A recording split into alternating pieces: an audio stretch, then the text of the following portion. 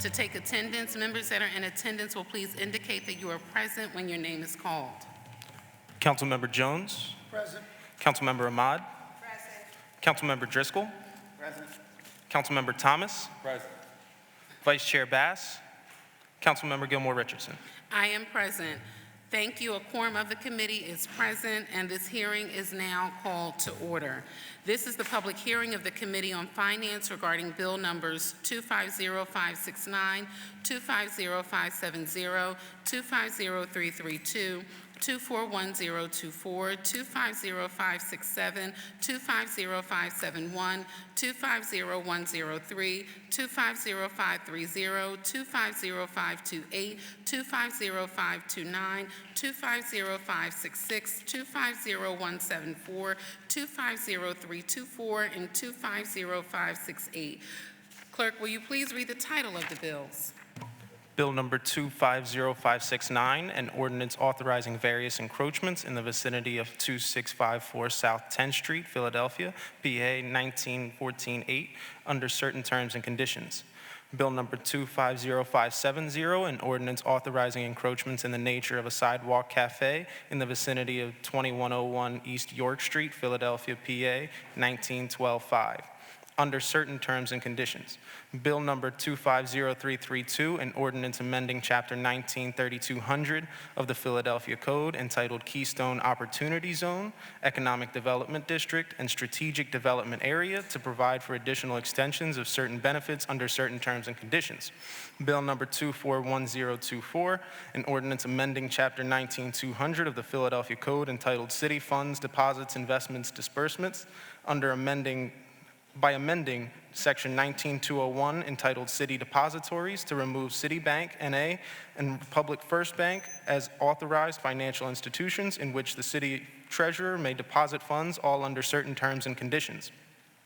Bill number 250567, an ordinance constituting the 28th supplemental ordinance to the restated general water and wastewater revenue bond ordinance of 1989 as supplemented, authorizing the bond committee to issue, sell one or more series of subseries of tax-exempt or taxable water and wastewater revenue bonds and revenue refunding bonds, authorizing agreements to provide credit enhancement or payment or liquidity sources or any combination of the foregoing for such bonds, providing that such bonds shall bear interest at fixed and variable rates, determining the sufficiency of pledged project revenues, authorizing the Director of Finance to take certain actions with regard to the sale of such bonds, the investment of proceeds, therefore, and the city's continuing disclosure obligations with respect to such bonds, setting forth the use of proceeds of such bonds, combinating the payment and interest of principal, supplementing the restated general water and wastewater revenue bond ordinance of 1989, and specifying applicability of sections of the First Class City Revenue Bond Act and the restated general water and wastewater revenue bond ordinance of 1989. Bill number 250571, an ordinance amending Chapter 171400 of the Philadelphia Code entitled the Non-Competitively Bid Contracts, Financial Assistance to modify exceptions and provide for reporting and record keeping in connection with invocation of such exemptions, all under certain terms and conditions. Bill number 250103, an ordinance authorizing the procurement commissioner on behalf of the City of Philadelphia to enter into an agreement with the Philadelphia Energy Authority for coordination of a guaranteed energy savings contract for implementation and evaluation of energy conservation measures designed to reduce energy, water, wastewater, or other consumption of operating costs at a specified city properties, all under certain terms and conditions. Bill number 250530, an ordinance authorizing an increase in the non-electoral indebtedness of the city within Pennsylvania constitutional limit, authorizing the bond committee to sell bonds at a public or private negotiated sale to provide funds toward various capital municipal purposes, providing for appropriations to the Sinking Fund Commission for the payment of such bonds, and authorizing agreements to provide credit or payment or liquidity sources for the bonds in connection with issuance of the bonds and certain other actions. Bill number 250528, an ordinance approving the fiscal year 2026 capital budget providing for expenditures for the capital purposes of the Philadelphia Gas Works, including the supplying of funds in connection therewith and acknowledging receipt of the revised forecast of capital budgets for fiscal years 2027 through 2031, all under certain terms and conditions. Bill number 250529, an ordinance approving the amendment of the fiscal year 2025 capital budget providing for expenditures for the capital purposes of the Philadelphia Gas Works, including the supplying of funds in connection therewith, subject to certain constraints and conditions, and acknowledging the receipt of the revised forecast of capital budgets for fiscal years 2026 through 2030 as amended. Bill number 250566, an ordinance authorizing the Director of Planning and Development on behalf of the city to file applications with the United States Department of Housing and Urban Development for a community development block grant, to file applications to participate in the Home Investment Partnership Program and the Emergency Solutions Grant Program, and to apply for a housing opportunity for persons with AIDS AIDS grant, and to file applications with the Commonwealth to obtain grants under the Act of April 12, 1956, 1449, Section 4, as amended to prevent and eliminate blight, authorizing the Director of Planning and Development and the Director of Commerce to file applications to obtain other grants from the Commonwealth, authorizing the Director of Commerce to use Section 108 Loan Guarantee Program, and authorizing the Director of Planning and Development and the Director of Commerce to enter into all understandings and assurances contained in such applications and take all necessary action to accept the grants, all under certain terms and conditions. Bill number 250174, an ordinance amending Chapter 19, 4600 of Title 19 of the Philadelphia Code entitled Low Income Tax Provisions by extending the deadline for low-income taxpayers to apply for the refund of forgiveness of real estate taxes under certain terms and conditions. Bill number 250324, an ordinance amending subsection 19-26046, subsection 6 of the Philadelphia Code entitled Credit for Contributions to Community Development Corporations, Nonprofit Organizations Engaged in Development and Implementing Healthy Food Initiatives, and Nonprofit Intermediaries, under which businesses may enter into agreements to make contributions for community development corporations and certain other organizations to receive tax credits by expanding eligibility for recipients of such funds and the uses to which such funds may be used, and which taxes that are used for this tax credit program, and increasing the number of businesses to which the credit shall be made available, and providing the option for a commensurate grant program, all under certain terms and conditions. And finally, Bill number 250568, an ordinance authorizing and approving the execution and delivery of a service agreement between the City of Philadelphia and the Philadelphia Redevelopment Authority relating to the financing of the Housing Opportunities Made Easy plan, which includes housing production and preservation, home affordability, homeowner and renter assistance, related contractor training and support, blight and vacant property reduction, urban beautification, neighborhood infrastructure, and other related programs, approving the issuance by the authority of bonds, notes, or other evidences of indebtedness, including reimbursement obligations related to lines or letters of credit in one or more series to finance or refinance such plan, and authorizing and approving the obligation of the City of Philadelphia to pay in full, when due, the service fee and other amounts payable under the service agreement, authorizing certain city officers to take certain actions required to issue such bonds, notes, or other evidences of indebtedness, covenanting that the City of Philadelphia will make necessary appropriations in each of the city's fiscal years to provide for and will make timely payments of the service fee and other amounts due under the service agreement, and authorizing and approving the Director of Finance of the city and the other city officials to take other necessary or appropriate actions to effectuate the purposes of this ordinance, and requiring an annual program statement and budget to be approved by council, and other requirements, all under certain terms and conditions. There are no other bills at this time. Thank you very much. I'd like to also recognize the presence of our colleague, Councilmember Jamie Gaudier, who is the sponsor of two bills being heard in the Committee on Finance this morning. Clerk, will you please call the first panel we have to testify on Bill number 250569. Yes, and also recognizing the presence of our Finance Committee Vice Chair, Councilmember Cindy Bass. Clerk, you can call the first panel that we have to testify on Bill number 250569. For Bill number 250569, we have Noel Marconi, Director of Legislative Affairs for Streets. Good morning. Please state your name for the record and proceed with your testimony. Good morning, Chairperson and Majority Leader Gilmore Richardson and members of the Finance Committee. My name is Noel Marconi, and I'm the Director of Legislative Affairs for the Department of Streets. I'm here today to offer testimony on Bill number 250569, introduced by Councilmember Squilla. This bill authorizes 2654 South 10th Street LLC, the owner, to install, own, and maintain various encroachments in the nature of a canopy and sidewalk cafe at Oregon and Steaks, located at 2654 South 10th Street, all under certain terms and conditions. An existing canopy made of permanent structure will be located along the curb line of 2654 South 10th Street and encroach a distance of 16 feet towards the south along the north sidewalk of Oregon Avenue, leaving 14 feet of clear and unobstructed footway. A total of 4 tables and 8 seats for a sidewalk cafe will be located along the curb line of 2654 South 10th Street, leaving 8 feet of unobstructed footway. The Department of Streets is not opposed to these proposed encroachments. This concludes my testimony, and please answer any questions you may have. Thank you. Thank you very much for your testimony. Are there any questions or comments from members of the committee for this panel? Okay. There being no further questions, we will now move on to Bill number 250570. Clerk, will you please call the first panel for Bill number 250570? The first panel for Bill number 250570 is now Noel Marconi of the Streets Department. Thank you. Thank you again. Please state your name for the record and proceed with your testimony. Good morning, Chairperson and Majority Leader Gilmore Richardson and members of the Finance Committee. My name is Noel Marconi, and I'm the Director of Legislative Affairs for the Department of Streets. I'm here today to offer testimony on Bill number 250570, introduced by Councilmember Squilla.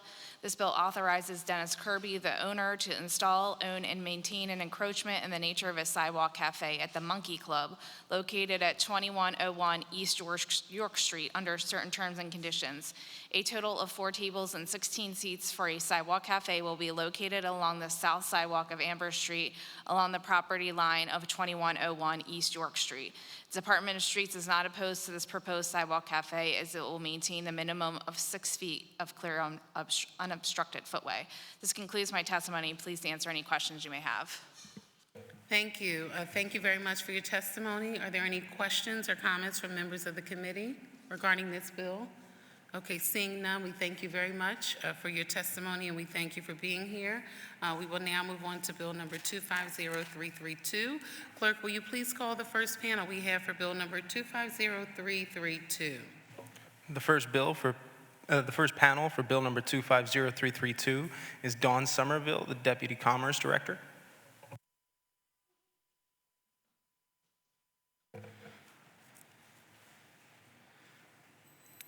Thank you so much for being here. You know, we certainly appreciate working with you and are thankful for your good work. Please state your name for the record and proceed with your testimony. Dawn Somerville. Thank you. You may proceed. Good morning, Chairperson Gilmore Richardson and members of the Finance Committee. My name is Dawn Somerville. I am the Deputy Director, Commerce Director for Business Development for the Commerce Department. I'm here to testify on Bill number 250332, which would authorize the City of Philadelphia to apply to the Commonwealth of Pennsylvania for the extension of the Keystone Opportunity Zone benefits for projects in Harrogate, East Kensington, University City, and the Navy Yard. These sites are managed by Crown, Smith & Roller, Wexford, Ensemble, and the Philadelphia Industrial Development Corporation, respectively. KOZ is an economic development program created by the Commonwealth to stimulate investment and employment growth on vacant or underutilized properties. Businesses located in these specifically designated zones are authorized to apply for state and local tax credits, exemptions, and tax abatements for a term up to 10 years. The KOZ program allows the city to spur economic development and attract businesses that may not otherwise choose to develop or locate in Philadelphia. This state program has been a critical tool in the region's economic development toolkit, helping to offset the high cost of development in Philadelphia, attracting hundreds of millions of dollars in private investment and generating more than 10,000 local jobs in our city. In fact, much of the development in Philadelphia has seen in the past 20 years on vacant industrial sites has been incentivized in part by the KOZ program. In order to keep KOZ benefits in place, the city is required to submit a KOZ extension application to the PA Department of Community and Economic Development at least 90 days prior to expiration on October 1st. The application must include a city council legislation authorization for order for the city to submit application. Akin to previous rounds of KOZ designations and extensions, the city will require each owner to enter into a pilot agreement or payment in lieu of taxes in the amount of 110% of what otherwise would have been the real estate tax liability for the unimproved property for the duration of the KOZ benefits. The 110% pilot agreements generate long-term revenue for the redevelopment of KOZ sites. In addition, all KOZ beneficiaries are required to submit or update their career-connected learning plan to ensure there are apprenticeship and workforce opportunities for Philadelphia School District students. Finally, an Economic Opportunity Plan, or EOP, is always required to show evidence of equitable contract use, which may include financial investment, design, construction, and operations.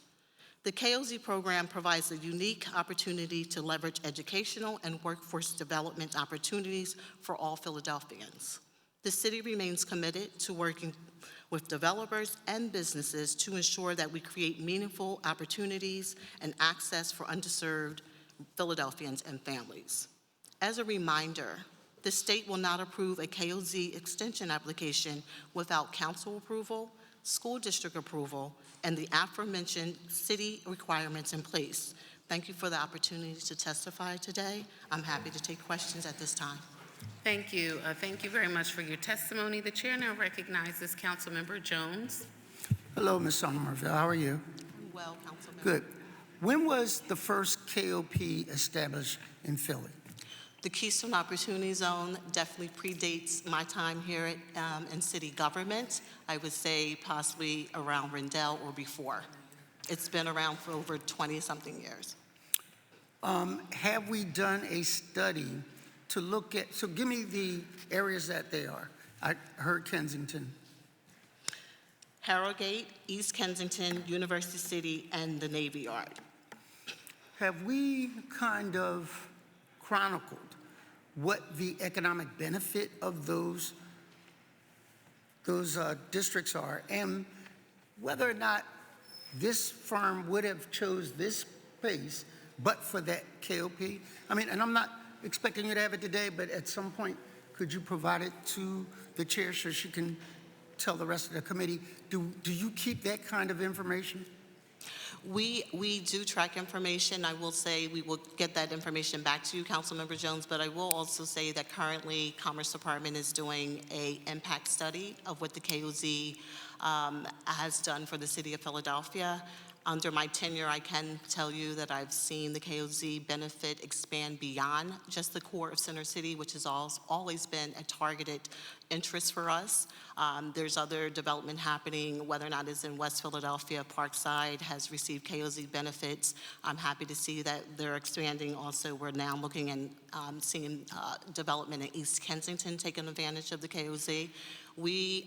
There's been tough times. Although the pandemic might seem that it was 4 or 5 years ago, we're still seeing the impact of development, the increase in development, which has staggered development throughout the city or paused development during KOZ. But yes, we will get that information over to you, and we're currently in the midst of hiring for our study. So anecdotal evidence. Give me one or two of your crown jewel successes under KOP. I would say one crown jewel is the Sierra Center. I think what you're also seeing is the master plan development and what happened in the Navy Yard. Another crown jewel that we're looking at is the Bellwether District. The fact that you have the development that you have in Parkside Avenue. I think there's several developments that we can point to. Smith and Roller, which is sitting here with us today, their development. Those are all opportunities that will not only bring new business into the city, but spur opportunities for growth in the workforce space. And then finally, if someone comes to one of our offices and says, I have an address, it's in the KOP, do we know all of the codifying programs that will be able to kind of do a benefit for that business in that location? Do we have that ability to cross-reference other programs to say, if you locate right here, here's how much contribution the government is going to give you?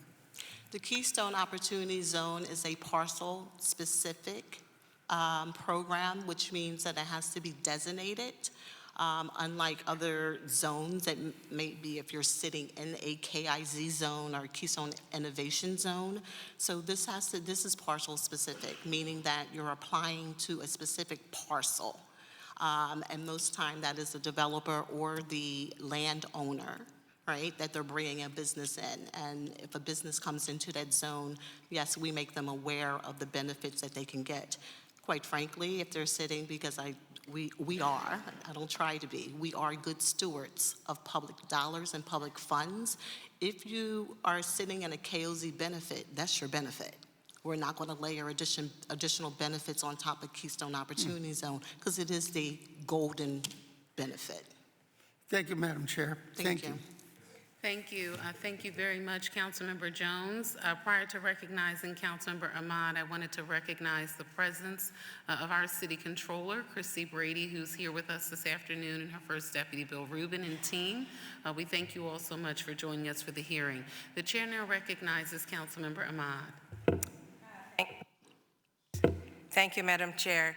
I wanted to hone in on your crown jewel that you mentioned, the Sierra Center Keystone Opportunity Zone.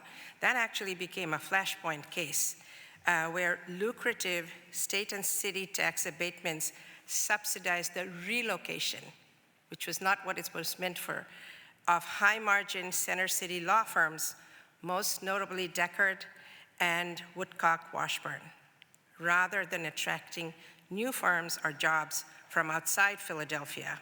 So independent fiscal reviews show $400 million in foregone state and local taxes across Sierra tenants over the KOZ term versus the less than $6.7 million in demonstrable new wage tax revenue to the city that could have happened. 60% of the tenants already resided in Philadelphia at lease signing, undercutting the purpose of a KOZ. Then City Controller, this was a while ago, put total KOZ revenue loss to the city and school district at greater than $380 million, with only $132 million recaptured via wage tax, and overall net fiscal yield. These outcomes triggered amendments to guidelines and a pending state bill aimed at closing the so-called zone hopping loophole. But yet we have none of that. The state law has not materialized, and we really need reforms before we do this, right? So we could include, so we need guardrails. And peer cities like Chicago, New York, could be a template for us for our local legislative reforms. These could include prohibiting zone hopping, one and done policy, relocation fee to the city if we're going to allow them to do this, and a secured clawback for non-compliance. I don't know if we have that. I don't believe we do. Linked, and this is really important because of the mayor's huge initiative for the home initiative, linked development contribution to the workforce housing in KOZ zone. We don't have that in this either. And a dashboard type transparency so the public is aware of the benefits that are to be derived or not to be derived from these policies of tax incentives, and in real time, not after the fact. So these are some of the concerns I have, and I wanted to hear how, because this is already documented that we had these issues. So I wanted to know what we have in store from you to avoid this. Thank you, Councilmember Ahmad, for your historical perspective. Again, as I stated and as you stated, the Sierra project and what happened there was years ago, again, prior to my tenure of Yes. taking over KOZ, so I appreciate that. What has been put in place is that we have had career-connected learning, pilot agreements, and other things that are in place. Again, I want to remind the Finance Committee that this is a state program that the city takes advantage of, right? And it has helped significantly in investments throughout the city. We, again, are doing our impact study that under former Council President Clark and Councilmember, I believe Gilmore Richardson, has requested that we report in on our incentive study, which is what we're in the process of doing now. The Deckard case, which I can't speak on because my background is not in law, it's in economic, it's not, hold on, it's not in law, it's in economic development. That case was because, quite frankly, attorneys found a loophole in a state program.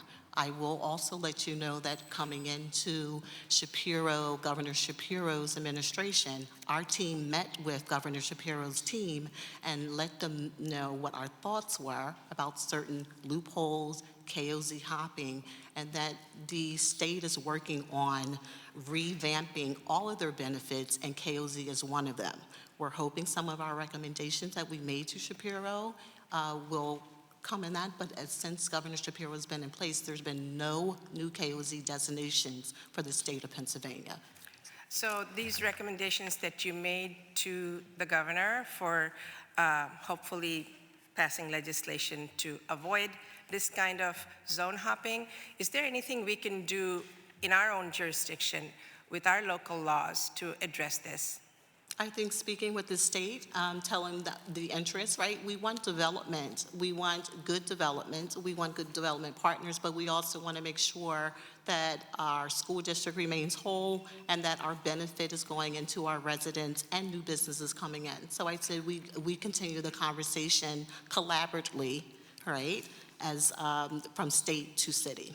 But at the very least, with not needing any state intervention, we can have a transparent dashboard that could elicit and show the public and us exactly what we're doing. So that we need nothing from the state. No, and you're correct. That's something that we can look into and we'll take under consideration, but I also want to be clear that we've also put guardrails in place, as I stated, the Career Connected Learning Program, the EOP, the pilot program. That is what the City of Philadelphia and Commerce Department had worked together to put forward.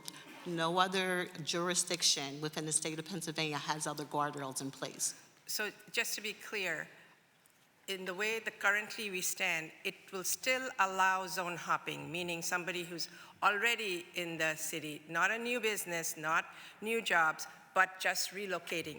Does this allow us to continue to do that? The state program, in order to move from one KOZ zone to another, you cannot move without additional investment, growth within your business, and hiring of new employees. That is correct. That is a state requirement. So just for us as a city, we would be losing the revenue for them moving from the current role into a new KOZ. So I don't know that I can confirm that we're losing revenue. That's a case-by-case basis. I don't think we've seen a lot of zone hopping, but again, we'll be happy to talk about that further. Just to be on the record, we did lose in the CRA KOZ zone. We have it documented by multiple sources that was the case. So we just need to be very cautious moving forward.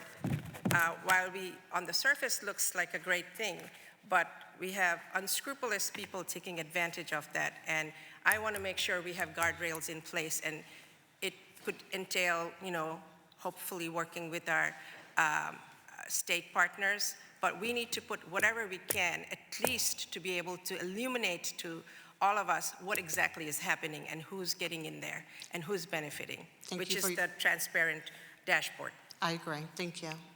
Thank you. Thank you. Thank you very much for your testimony. And if we could just get a response for Councilmember Ahmad regarding Philly Stat 360, because I don't know with the new dashboard if that information could be shared via Philly Stat 360 possibly, which is the initiative that I know the administration has already gotten up and running. So that could be an opportunity to share the information that Councilmember Ahmad is requesting. And in addition to that, I think I heard Councilmember Ahmad request any information be submitted to the committee regarding KOZ zones that have changed from their original designation, correct? More so, who's relocating into these places? Okay. That's my main concern. And who is relocating? And you can submit the information to the committee and I'll Thank you. May I disseminate. have that in, can I get something in writing from your office so that we'll make sure that we're answering you clearly? Yes. Thank you. Thank you so much. The chair now recognizes Councilmember Gaudier. Thank you, Madam Chair, and I promise to be brief. I just wanted to weigh in because I think this is a really important conversation and because my district is included in this bill. I have some version of this conversation with Dawn every time we get these requests. So it's not only the request to place a project in a KOZ. Typically, developers will come back to add additional parcels or to extend the time. And I'm constantly asking, what are we giving up and what are we gaining back from the community?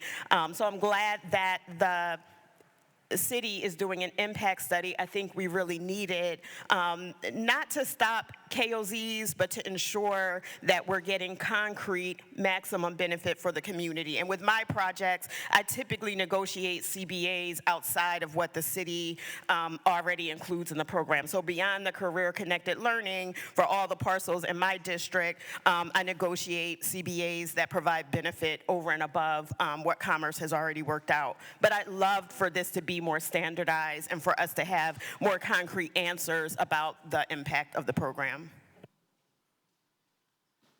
Thank you. Thank you so much, Councilmember Gaudier, and thank you again for your testimony. Are there any additional questions from members of the committee? Okay, seeing none, we thank you again for your testimony. We'll now proceed to Bill number 241024. Clerk, will you please call the first panel we have to testify on 241024? The first panel for Bill number 241024 is Jacqueline Dunn, City Treasurer.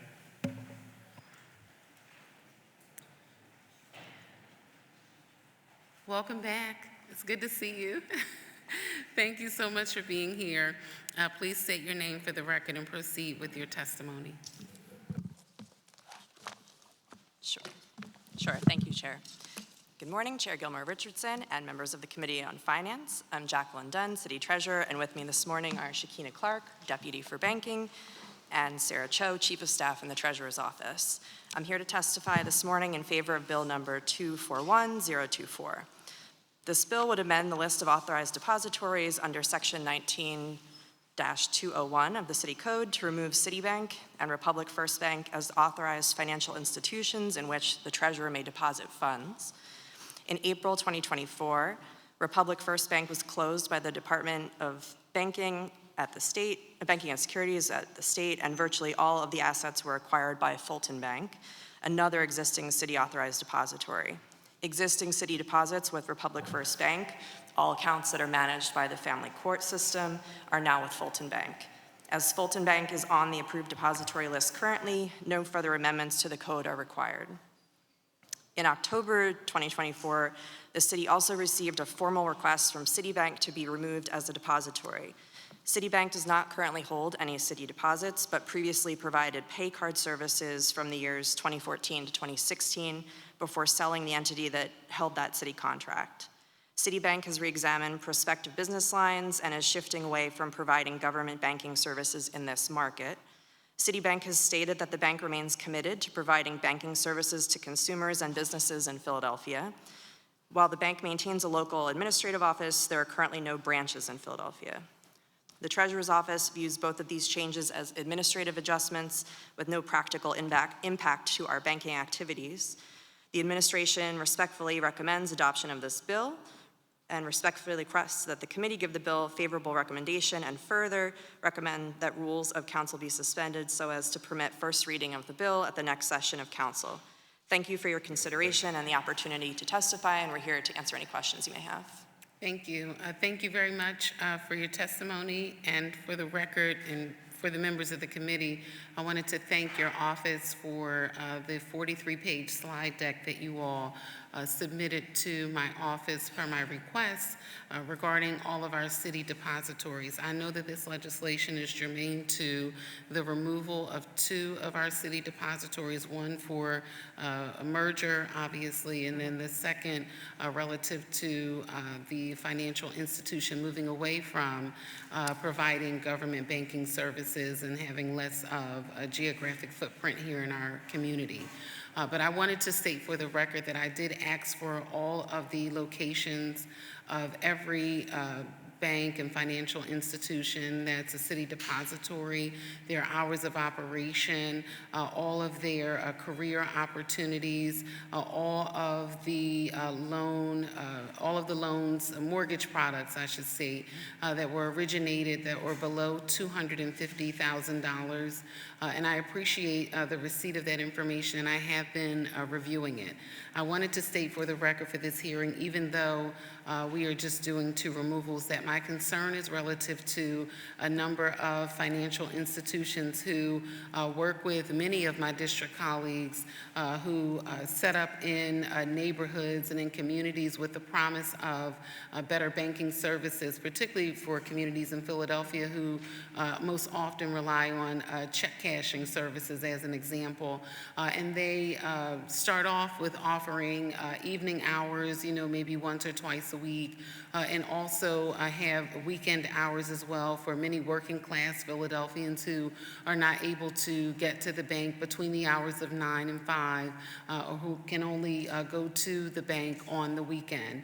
And so I do have relative concern as the finance chair regarding the bank branches that we have in our communities that are not providing extended service hours. I'll say, based on the data that you all did provide in the slide deck, that TD Bank seemed to be doing the best relative to hour availability. We'll continue to work with you all on this, but I do have concern that I wanted to put on the record, particularly because we are doing business with all of these particular banks. In addition to that, many of them have employees that may work in the city of Philadelphia, but the number of individuals who live in the city of Philadelphia versus work in our city is completely different. And I have concern there too, because if we are doing business with them, they should be hiring individuals who live in the city of Philadelphia. So I wanted to put that on the record prior to passing along to our Vice Chair, Councilmember Cindy Bass. Thank you. Thank you, Madam Chair. I just had, actually you answered my question, which was why were they being removed as depository? So you thoroughly answered that. I guess the only other question I have is, was there anything that would be lacking with their removal? Is there any gap that needs to be closed through your eyes from the work that they were doing? It doesn't sound like it with Citibank, but maybe on First Republic first. Sure, thank you, Vice Chair. No, our office has had, and the family court system has had a number of meetings with Fulton Bank in regards to the transition from Republic to Fulton to make sure that that service goes, that transition goes as smoothly as possible. The relationship team was retained in the takeover by Fulton, which has been a positive in the court's eyes, and so we continue to monitor that to make sure it goes well. But primarily, the adjustment in the code is really just a cleanup provision. Okay, that's all. Thank you. I just wanted to make sure we were Thank you. Thank you. Thank you, Madam Chair.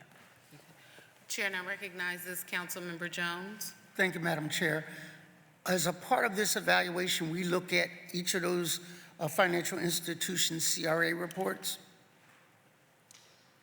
Yes, we, on an annual basis, our office both request updated information from all of the depositories, regardless of whether or not they actually hold deposits, but if they are on the list in the code as an approved institution, We request a number of documents from them, not only about their financial viability and the government services, banking services that they provide, but also their CRA activities, compliance with the predatory lending prohibitions and things of that nature. We review that and then also use that information in the annual lending disparities study that we produce. So my assumption is that all of them pass with adequate review? All of the institutions that hold city deposits have satisfactory or outstanding CRA ratings currently. It is something that we want to make sure we're on top of because we want the institutions that we're actively working with to be in good standing and be making significant efforts in the community. Did I hear some are better than others? They go through periodic evaluations, and so you'll see scores, for example, after Wells Fargo several years ago, their score dropped. They've made a lot of efforts to make strides to improve. We've had a lot of conversations over the years with that institution as an example, and their CRA rating has gone back up through the federal review process. But yes, it is something that we care about and we monitor. Yeah, can you, on a quarterly basis, provide that to the chair so that if it fluctuates in any way, we can throw up a red flag and ask why? I think Sure, that- the scores are updated annually. We're happy to provide that quarterly, but they're scored on an annual basis, so just as a annual. practical matter. Yeah, just for clarity, but we are, of course, happy to provide that. I'm okay with annual. Okay, Thank you. no problem. Thank you, Madam Chair. Thank you. Thank you very much, Councilmember Jones. And I just also wanted to put on the record, particularly because there's been a real concentration around housing in the city of Philadelphia, around the concern for the mortgages under $250,000, but also individuals who are suffering with tangled titles and deeds who we have many programs here in the city of Philadelphia to help them resolve the issue, but then they may need to come back to get a HELOC, as an example, to help the home and the condition of the home. I also wanted to put on the record for our small businesses. We have a number of small businesses who have a very hard time interacting with some of the larger banking institutions. And I've also read, and I'll tell you, Citizens Bank, I think, does a really good job in emailing the reports directly to us, and I still receive them. So as an example, if we could have all of the banking institutions that serve as depositories follow the same sort of pattern as far as reporting as Citizens Bank, I think that would be helpful, because I do read the report, and I do notice that typically on the lower end of the business loan products, there's not very much activity, but the higher end loan products, there's much more activity. Same thing in the mortgage realm, and in the mortgage products, the lower end is not very much activity, but the higher rate mortgages that we know many Philadelphians cannot afford, they're doing more business in that realm. And the areas of concentration are more so in certain districts than others. The middle neighborhoods don't see as much movement on the lower end mortgage products. So I wanted to just put all of that on the record so you know and understand what we are thinking about, particularly as a committee moving forward, and ensuring that all Philadelphians have the opportunity to do business with these institutions who are doing business with us. And I think the threshold is 100 million, right? For each of them, around the sort of the process for them to be considered? Yes, the code requirement, yes. Right. At time of consideration, correct. Exactly. Okay. So thank you very, very much. We appreciate it. We'll disseminate all the information to the committee, and we thank you for being here. Thank you, Chair. And we'll follow up regarding your last request about appropriate structure for that. Thank you. I'll work with you on that, and I appreciate it. Thank you very much. Are there any other questions from members of the committee for this panel? Okay, seeing none, we'll now move on to Bill number 250567. Clerk, will you please call the first panel for 250567? The first panel for Bill number 250567 is Matthew Bowman, Deputy City Treasurer. Thank you. You could please state your name for the record and proceed with your testimony.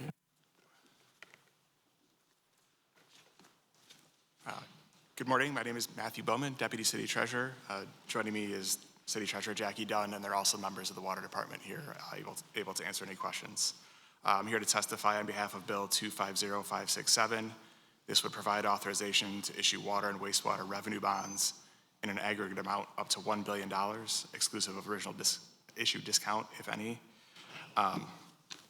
You have my written testimony. You probably don't need to hear me blabber on about all the specific uses. Essentially, this allows the Water Department to continue funding their capital program and invest in its infrastructure over several years. We recommend adoption of this bill. We respectfully request the committee give the bill its favorable recommendation, and further, the committee recommends the rules of council be suspended so as to permit first reading of the bill at next session of council. Thank you. Thank you very much for your testimony, and thank you again for your work. This is relative to capital and infrastructure needs for our Philadelphia Water Department. But I'm still going to put on the record that I did submit a letter to the commissioner regarding concerns on the other side of the ledger for water. I'll now pass it to Councilmember Jones. Thank you so very much. And maybe you're the messenger as opposed to the message, but the question becomes for me, there's an ambitious project that impacts my district that goes from the Belmont Water Treatment Center under the Schuylkill River and up into East Falls. Does this bond help finance that in lieu of being reimbursed by the federal government, or is that separate? I will defer to the Water Department on that. While those representatives come up, Jackie Dunn, City Treasurer, but in general, the bond ordinance. Say your name for the record. Jackie Dunn, City Treasurer, thank you. The bond ordinances allow us both to draw down state revolving loan funds, as you mentioned, federal low-cost loans, and to borrow money as a city to invest in projects that are all approved by the capital, the budget each year. So is this like a accounts receivable financing mechanism, or is that what we're doing? We're borrowing in anticipation of state grants? It depends project to project. At the state level, we get approved for specific projects or baskets of projects for the state revolving loan program or PennVest. I'll defer to the Water Department on the specific project that you referenced.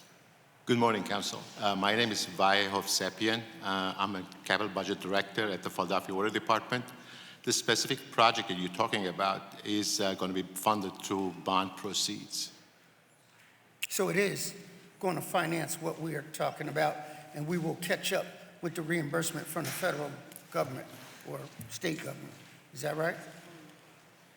It's going to be fully funded through our bond proceeds. I don't think there's a provision for So we don't have a grant for this, in other words? No. Okay. That answers my question. Thank you, Madam Chair. Thank you. Thank you very much, Councilmember Jones. Are there any additional questions for this panel? Okay, seeing none, we thank you very much for your testimony. We'll now move on to Bill number 250571. Clerk, will you please call the first panel we have to testify on 250571? The first panel for Bill number 250571 is Camille Duchesset, the Chief Administrative Officer. Excellent. Thank you so much for being here today. Thank you for your work and for all of your collaboration. Please state your name for the record and proceed with your testimony. Sure. Good morning, Chairman Gilmore Richardson and members of the Finance Committee. My name is Camille Duchesset, and I'm the Chief Administrative Officer for the City of Philadelphia. And I'm testifying on behalf of the administration today in regard to Bill number 250571, an ordinance amending Chapter 17-1400 of the Philadelphia Code. Firstly, I want to very sincerely express my appreciation to you, Majority Leader Gilmore Richardson, for the work and partnership with your team, for engaging members of the administration in thoughtful dialogue around procurement practices and policies. The spirit of collaboration reflects our shared commitment to good governance and the responsible and efficient management of the city's procurement practices. This shared commitment must also include the implementation of sufficient internal controls to safeguard against ineffective procurement processes or the misuse or inappropriate manipulation of the same. So together, we aim to ensure that our contracting practices serve the public interest and strengthen trust in city operations. The administration is committed to continuous improvement of the city's procurement framework to ensure transparency, accountability, and contracting opportunities, and deliver on the promise of the Mayor's Day 1 Executive Order 2402, directing improvement of resident service delivery. So again, I very much want to express my thanks to you, to your office, to the committee for its continued engagement. And I look forward to continuing that conversation and happy to answer any questions that you may have. Thank you. Thank you very, very much to our Chief Administrative Officer. And I, too, echo your sentiments and greatly appreciate the opportunity to work together, the collaboration that we've been undertaking over the last year. And colleagues, I want to say for the record that this is not the last time we'll be working on this issue, but this is a further continuation of the work that we'll do to ensure that our internal controls around contracting and the conformance of contracts happens in a way that is in good for the public interest, okay? So I wanted to put that on the record. This particular legislation deals with the emergency and exigent circumstances for the administration to be able to contract when there are emergency or exigent circumstances. But more to come. We're still talking about everything that you all have learned throughout the past year and all the processes that are being put in place that we want to ensure we codify in the code. So thank you very, very much for your work. Are there any additional questions for this panel? Okay, seeing none, we thank you very, very much for your work and thank you for the collaboration. Okay, we'll now move on to bill number 250103. Clerk, will you please call the first panel for 250103? The first panel for bill number 250103 is Emily Shapiro, President and CEO of Philadelphia Energy Authority, and Dominic McGraw, Program Director, Energy and Climate Solutions. Thank you. Please state your name for the record and proceed with your testimony. Good morning, Chairperson Gilmore Richardson and members of the committee. I am Dominic McGraw, Program Director of the Office of Sustainability's Division of Energy and Climate Solutions. Thank you so much for the opportunity to provide testimony on bill number 250103. The Office of Sustainability works to improve the quality of life in all neighborhoods. In support of this broader mission, the Energy and Climate Solutions Division manages programs that advance Philadelphia's climate and energy goals. The division focuses on reducing carbon emissions from municipal and residential, commercial, and industrial buildings, leading by example through our efforts in municipally owned buildings. The Guaranteed Energy Savings Act, or GESA, project targets deep energy improvements in 14 city buildings. Using GESA, projects can access unique financing that allows for energy and operations savings that pay for the building's improvements over time, limits the upfront costs, and saves the city money. But beyond that, the energy reductions and carbon emission reductions for the project will also improve operations and resilience of our office buildings, courthouses, healthcare, and homeless services facilities. And it'll improve cost effectiveness in addressing critical capital upgrades and create unique opportunities for local minority-owned and women-owned businesses.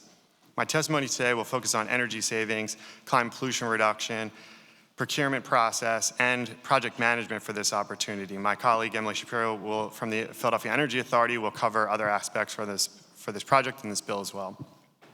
At a time when energy costs continue to rise and the effects of climate change have been felt increasingly in our communities, our work on the improvement of the city's municipal energy master plan, which sets goals to slash greenhouse gas emissions by 50% for the city's built environment, by reducing energy consumption by 20% and moving to 100% renewable electricity by 2030, is more urgent than ever. This work is key to reaching Philadelphia's commitment to carbon neutrality by 2050. Since the plan's release in 2017, we have worked to implement several large energy efficiency projects with GISA financing, such as the $12.2 million Quadplex 2015 project, the $11.3 million retrofit project at the Philadelphia Museum of Art, and the $91 million Philadelphia Streetlight Improvement Project that is often or over 80% complete at this point. Together, these projects have resulted in significant energy savings and cost savings while improving city operations and public safety. As you know, AI and data centers increase the stress on the electric grid, and electric supply has not been keeping up with demand. Energy efficient buildings have become more critical to lowering operating expenses and achieving carbon neutrality. Our efficiency work both lowers the city's utility costs and helps reduce stress on the grid, keeping electricity rates affordable for all Philadelphians. This GISA project uses long-term energy savings to fund large-scale capital upgrades across these 4 facilities. These improvements ranging from lighting and HVAC to electrical systems and windows. This will cut the energy use and bolster resilience, helping critical sites like city health centers and homeless services facilities stay reliably powered during peak demand. The Office of Sustainability, Philadelphia Energy Authority, Capital Program Office, Department of Public Property, Department of Public Health, and Office of Homeless Services have been working together to develop this project for over 2 years. The support of the Law Department, Office of Economic Opportunity, City Treasurer's Office, and Finance team have made this innovative financing and contracting approach with the opportunity for diverse businesses possible. Today's bill intends to advance the procurement process for an energy services company, or ESCO, to partner with the city to deliver this project. We have undergone a rigorous collaborative process to find the best contractor and value for the city. After a competitive RFP process, we have selected Johnson Controls, Inc., or JCI, to continue the development and implementation of this project. If approved by City Council, JCI will provide turnkey implementation, performing the audit, design, and ultimately construction of the energy improvements for these 14 facilities included in the project. Alongside the project contractor of JCI, the Office of Sustainability and the Philadelphia Energy Authority will provide regular updates to City Council and the public on the project's progress. For these reasons, we ask this committee to move forward with this 14-building GISA project and approve Bill number 250103 with the suspension of rules. I would be happy to answer questions at this time. Thank you. Good morning. Good morning, Chair Gilmore Richardson, members of the committee. I'm Emily Shapira, President and CEO of the Philadelphia Energy Authority. I want to note I'm joined today by the chairman of my board, Mitchell Swan, who's here in the audience. I'm testifying today in support of Bill 250103 to enable capital improvements, as Dom said, to 14 city-owned buildings using the Guaranteed Energy Savings Act, or GISA. This project will implement robust energy savings measures and address deferred maintenance to ensure that these critical municipal buildings that also provide critical community functions are more comfortable, durable, welcoming, and affordable for the city to manage and maintain. As an independent municipal authority, PEA provides capabilities that the city does not have on its own, including holding long-term contracts on behalf of the city and issuing financing for energy projects. Bill 250103 would authorize the city to enter into an intergovernmental agreement with PEA, allowing PEA to then enter into a guaranteed energy savings contract for capital improvements on the city's behalf across this portfolio of buildings. This project, which we refer to as Quadplex Plus Community Health, will focus on comprehensive energy and capital improvements to the Quadplex, which includes City Hall, the Municipal Services Building, One Parkway, and the Criminal Justice Center. It includes 7 city-owned health centers and 3 city-owned homeless services facilities. As Dom mentioned, this will be the city's 4th GISA project. You know about all 3 of the past ones, including the ongoing Philly Streetlight Improvement Project. We are weeks away from completion of replacing all 130,000 street and alleyway lights citywide and have received great feedback on that. All of these three past projects have been successful at lowering utility costs while upgrading aging infrastructure. The Quadplex Plus Community Health Project would be the first time that PEA and the Office of Sustainability are working with multiple city departments all at once to deliver building energy retrofits. GISA projects are different than typical procurements, as you've heard. They wrap together the design and build components in project implementation and allows for operational and capital work to blend together for optimal project implementation. There's no upfront budget allocation required for GISA projects in the city, and annual utility and operational savings support project repayment over a maximum of a 20-year contract term. For example, the street lighting project has a 10-year payback and completely pays for itself, so that's kind of the design that we look for. A prime vendor is selected before an investment grade audit is performed to determine the final scope, cost, and subcontractors on the project before financing is issued and construction begins. Johnson Controls was awarded the project through a public, transparent, competitive RFP process led by a selection committee that included representatives from about a dozen city departments. This project will be governed by a signed economic opportunity plan, and JCI will work with the City of Philadelphia's Office of Economic Opportunity to contract with certified MW and DSBE firms and meet workforce requirements. JCI has pledged to maximize opportunities for local, diverse, skilled workers and businesses to gain experience and build wealth by improving critical energy infrastructure in the city, and has committed to just over 50% participation by diverse business enterprises across the whole project. A quarterly Economic Opportunity Plan Oversight Committee will monitor project spend and approach to engaging local diverse businesses on the project. We've also added additional opportunities for feedback and connections between contractors and energy service providers, not just Johnson Controls, to ensure that we continue to support an inclusive environment for local, small, and diverse businesses that creates economic opportunity in Philadelphia. PEA supports this 14-building Quadplex Plus Community Health Project as a strategy to efficiently wrap energy savings measures with critical capital upgrades to reduce cost, improve indoor air quality and comfort, increase durability and resilience, engage local and diverse companies, and hire diverse Philadelphians. For these reasons, we ask for your support of Bill number 250103 and look forward to returning to this committee in the fall to seek separate authorization to finance this project. Thank you. Thank you. Thank you very much for your testimony, and thank you so much for your work. I know, Emily, you stated it in the second to last paragraph of your testimony relative to the minority participation rate for this project. If you could just give the committee detail regarding the minority participation for the project and the process that you all have undertaken. Absolutely. So I'll speak to the process first. We meet with Office of Economic Opportunity in the RFP stage pre-release to make sure that they have assessed the project and decided what they think an appropriate level of participation will be as sort of a minimum floor. We certainly don't look at that as a ceiling. And on this project, they suggested 30 to 50% would be reasonable. That's what we required in the RFP. Johnson Controls was the winning proposer. They have committed to over 50%. That's 50.5%, so it's exactly in there. And I apologize, I just want to get this on the record. You talked about the winning proposal. If you could give the dates when that occurred. I will get back to you on that one. I'll send that to the committee with all of the process of the procurement. Thank you.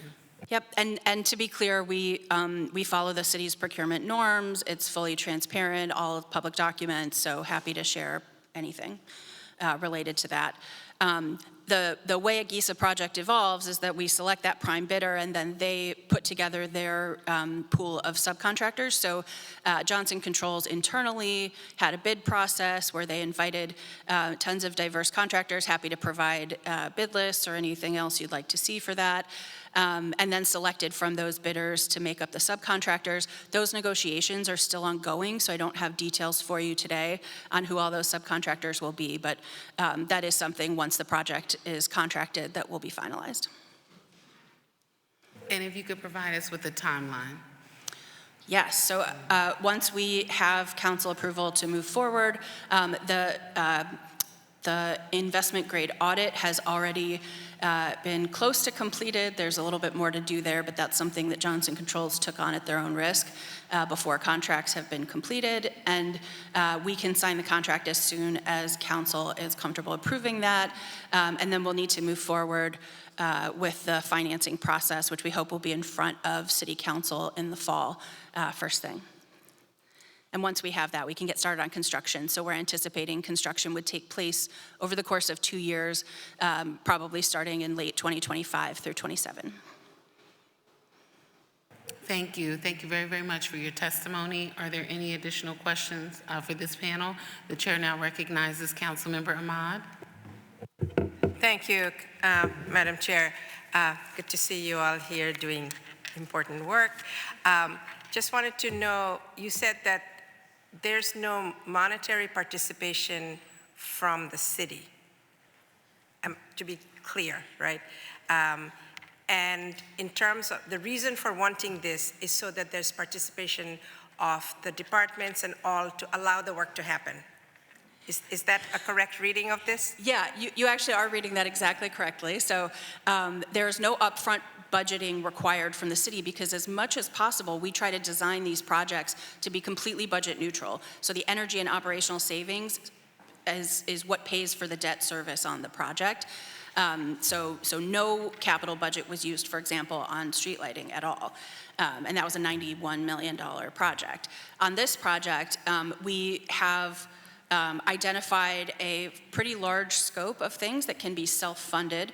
There are a few things that I don't want to get into too much detail here because they're still being finalized, but I will say there are a few parts of scope that we'd really like to be able to do as part of this project, but don't have as strong of an energy payback to be able to make them budget neutral.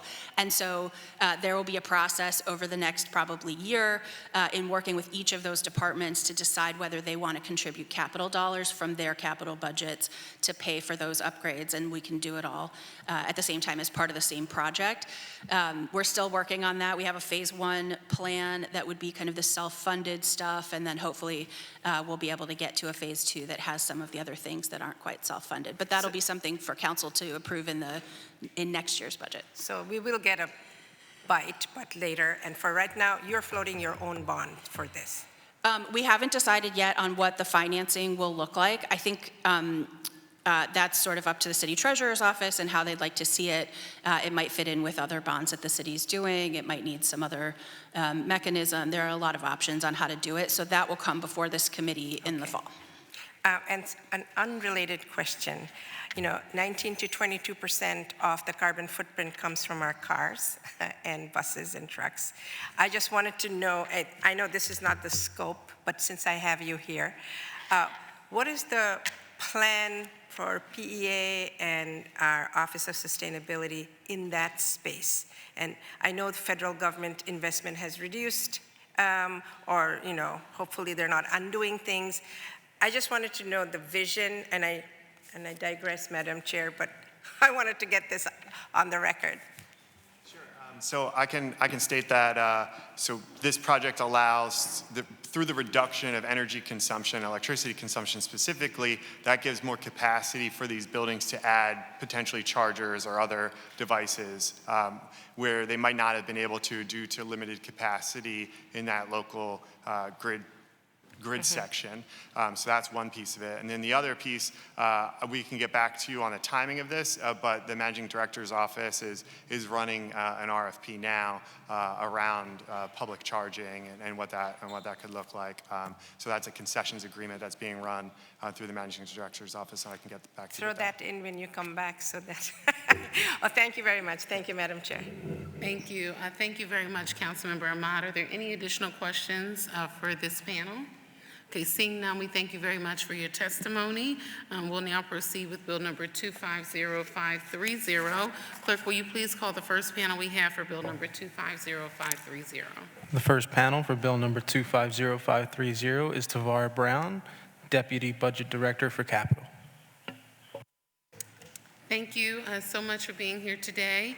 Please state your name for the record and proceed with your testimony. All right, how's everybody doing? My name is Tavara Brown. I'm the Deputy Budget Director for Capital. And, oh, okay. I have a little more than moral support. All right, so, good morning, Chair Gilmore Richardson and members of the Finance Committee. My name is Tavaria Brown, Deputy Budget Director for Capital.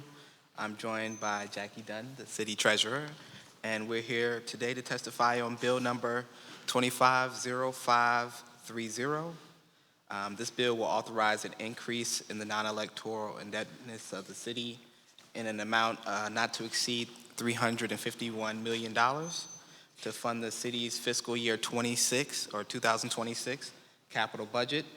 This increase would be within the Pennsylvania constitutional limit. As of April 30th, 2025, the city's legal debt limit is $19 billion 680 million, and the amount of the debt applicable to that limit is $2,752 million. As a result, the city has a debt margin of about $16.9 billion. The proposed FY26 capital budget for new general obligation or GO bonds is approximately $337 million and 190,000. The proposed ordinance includes the new GO loan amount plus the additional 4% for cost of issuance. This brings the loan authorization amount to approximately $351 million. If approved, the loan authorization would finance capital projects classified for the following purposes in the following categories. So $9,344,000 for transit or SEPTA-related cost. $68,599,000 for streets and sanitation-related costs. $213,083,000 for municipal buildings. $38,973,000 for parks, recreations, and museums. And lastly, $21,001,000 for economic and community development. So that gives us that total of $351 million. I respectfully request that you report Bill number 250530 out of committee with a favorable recommendation. And I further request that the rules of council be suspended so as to permit first reading at the next session of council. The FY26 loan authorization will be amended to reflect any applicable amendments to the FY26 budget if anything changes. This concludes my testimony, and I'll be happy to answer any questions that you might have at this time. Thank you. Thank you very much for your testimony, and thank you for all your work in the Capitol office. We appreciate you. Any questions for this panel? For members of the committee, Chair now recognizes Councilmember Ahmad. Yes, thank you so much, Madam Chair. Quick question about the category breakdown that you gave for transit, the 9.3 million. Is that part of the 135 million that we contribute to SEPTA? No, that's primarily on the operating side. This is more. This is capital. A percentage of the states, or a percentage of a match for state and federal related funding that we give to SEPTA on the capital side. And this is about, what will this be used for? Sure, there's a variety. I mean, I can give you the full breakdown after. Just briefly. But basically, improvements to central stations such as things at City Hall or the 15th Street Station. They've done a ton of ADA and elevator-related improvements at various stations throughout Philadelphia, and just making the city's transit safer and easier for everybody to use.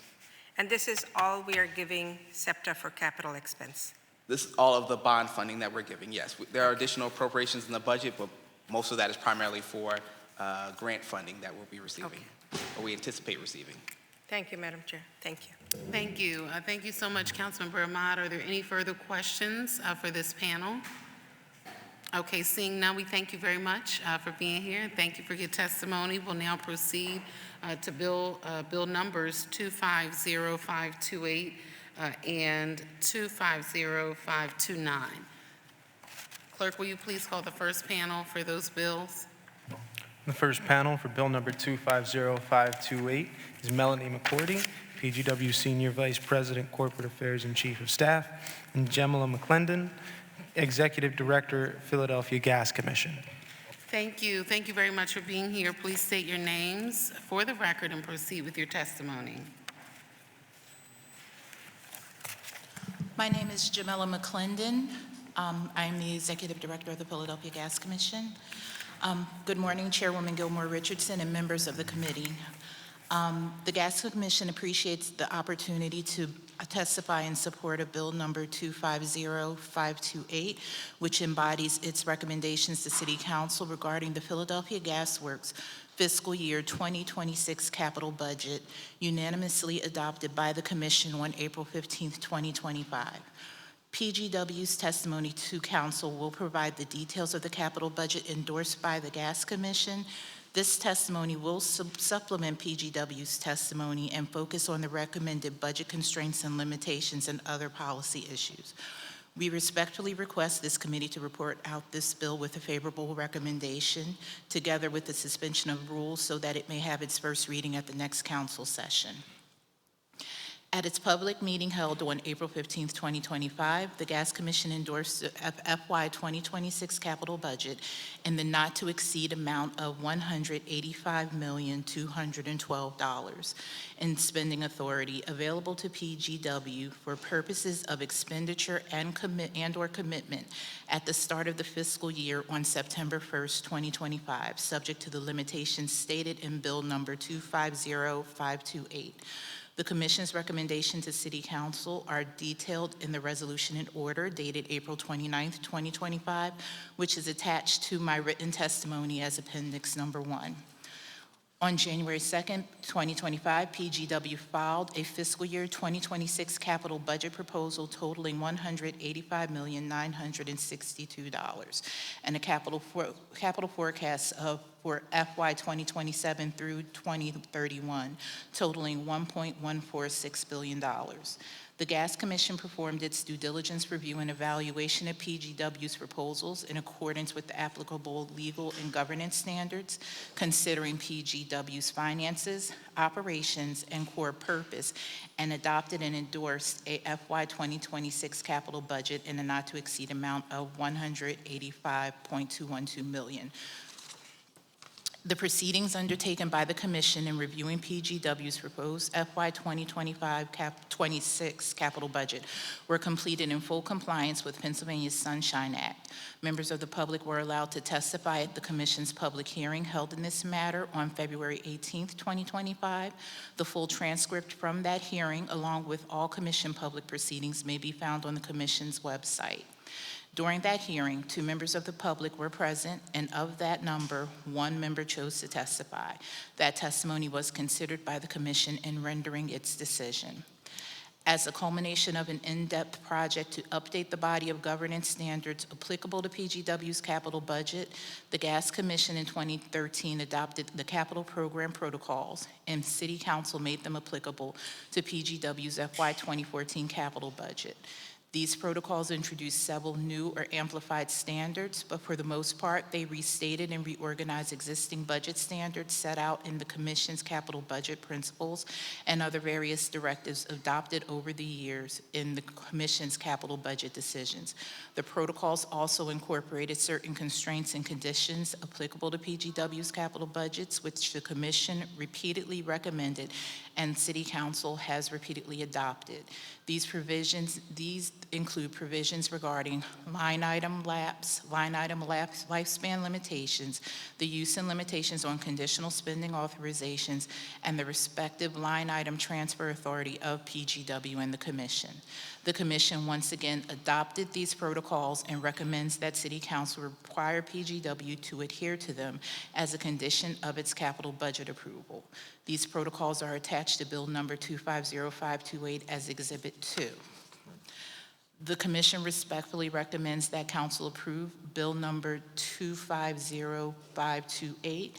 On behalf of the Philadelphia Gas Commission, thank you for the opportunity to provide this testimony, and I would be happy to answer any questions that you may have. I intended to testify on both bills. That's fine, okay. Good morning, Chair Gilmore Richardson and members of the Committee on Finance. I am Melanie McCotry, Chief of Staff and Senior Vice President of Corporate Affairs. With me in the audience are members of PGW's management team. I'm here to testify in favor of Bills 250528 and 250529.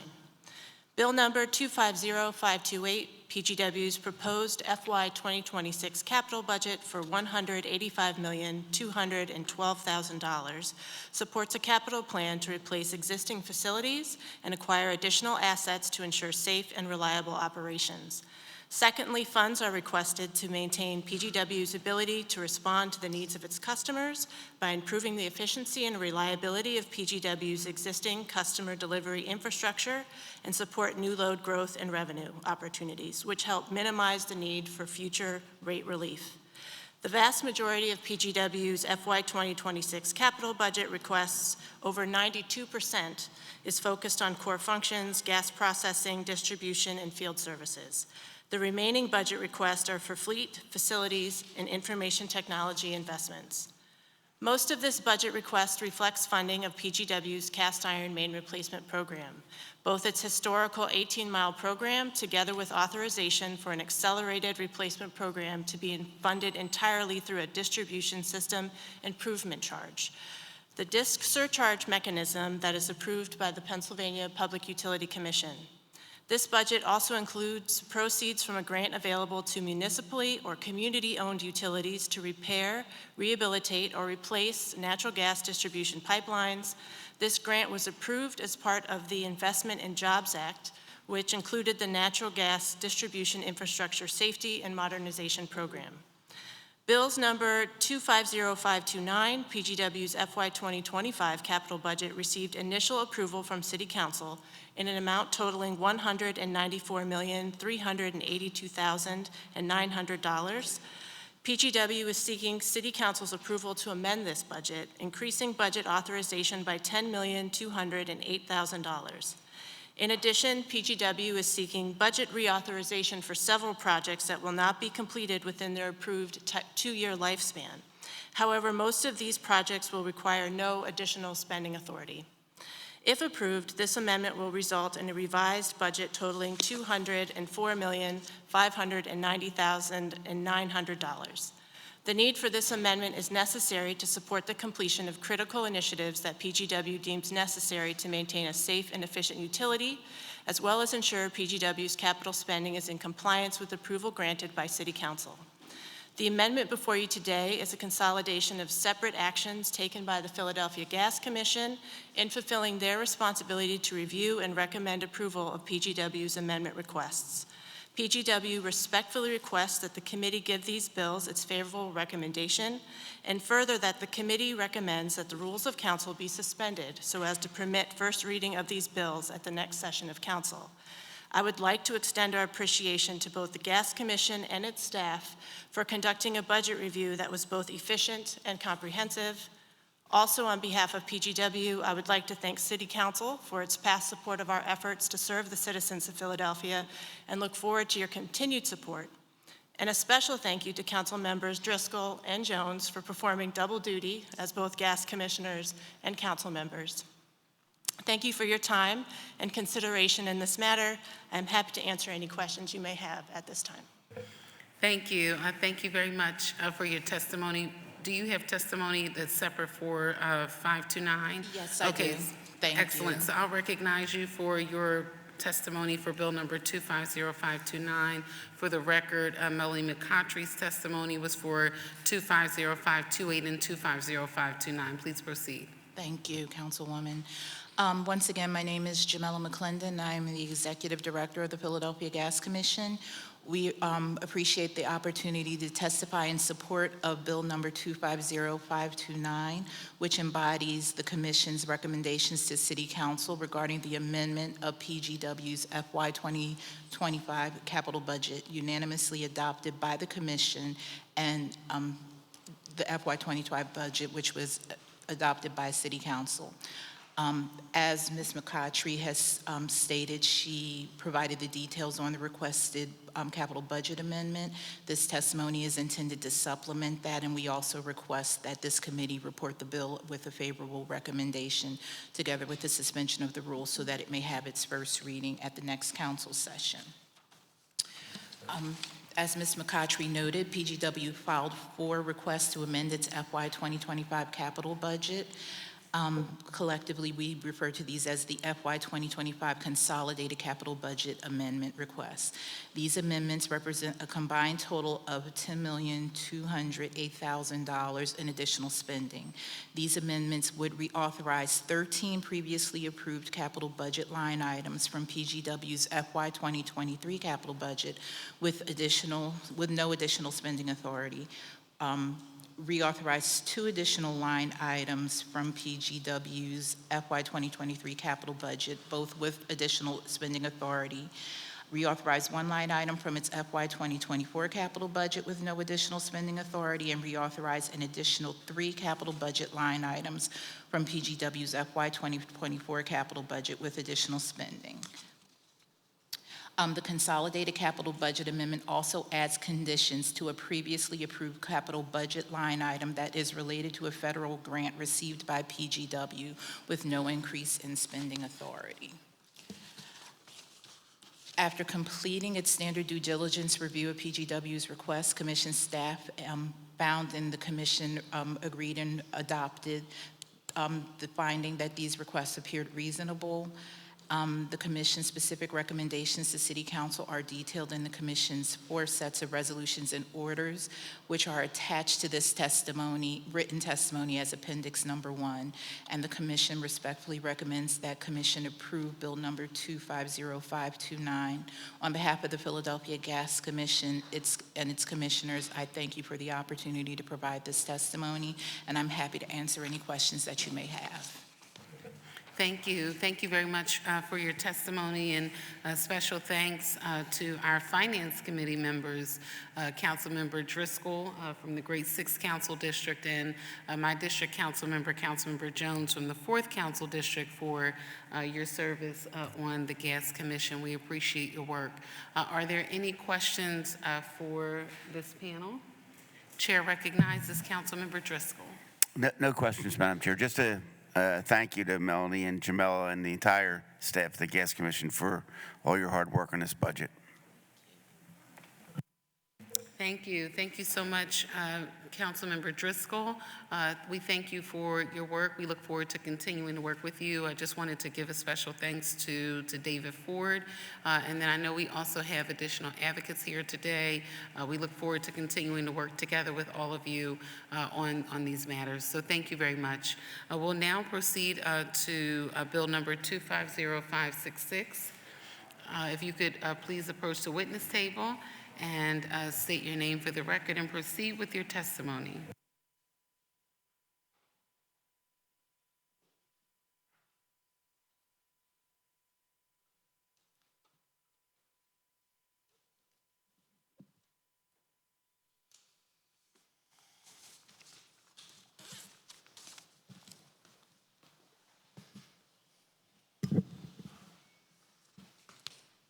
Hello.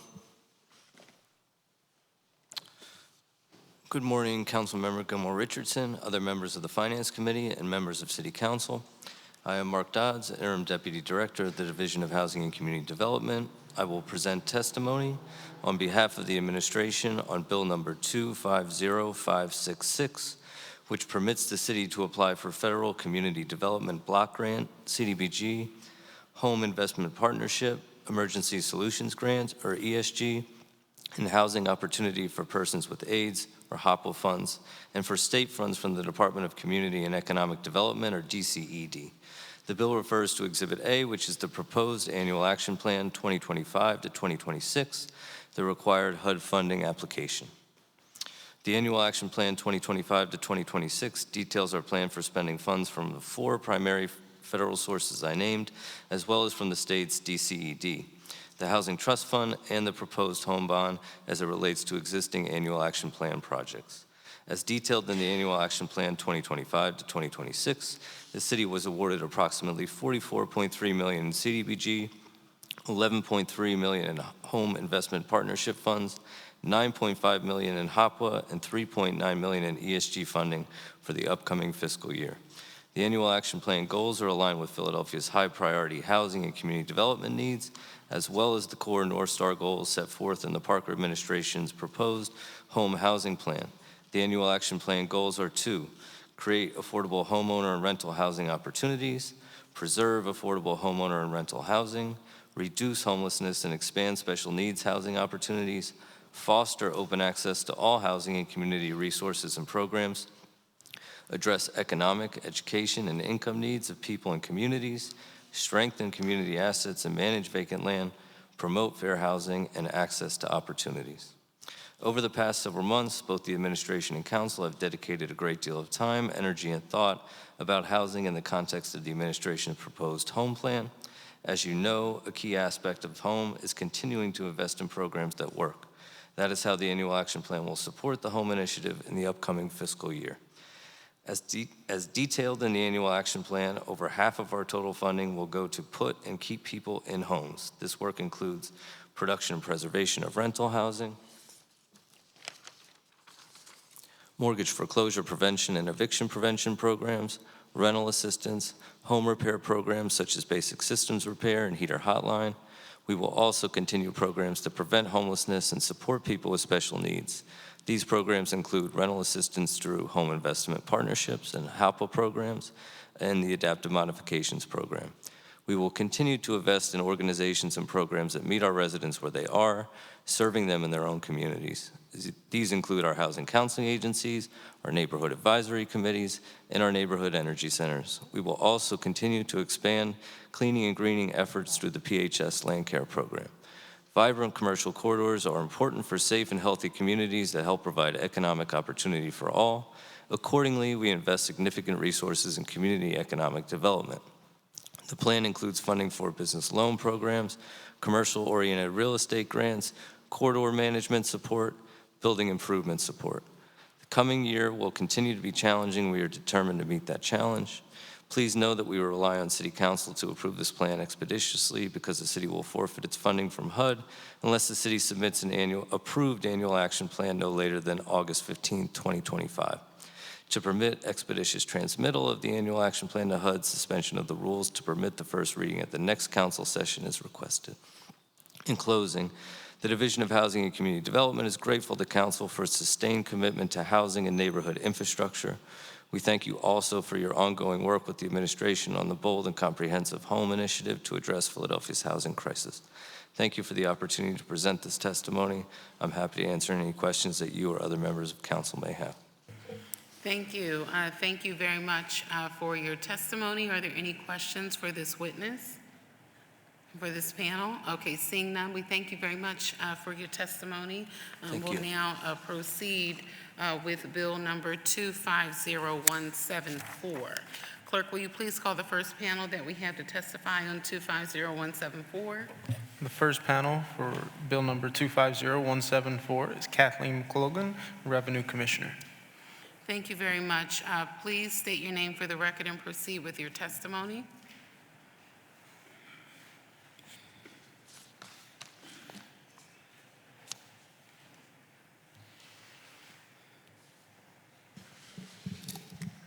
Good morning, Chair Gilmore Richardson and members of the committee.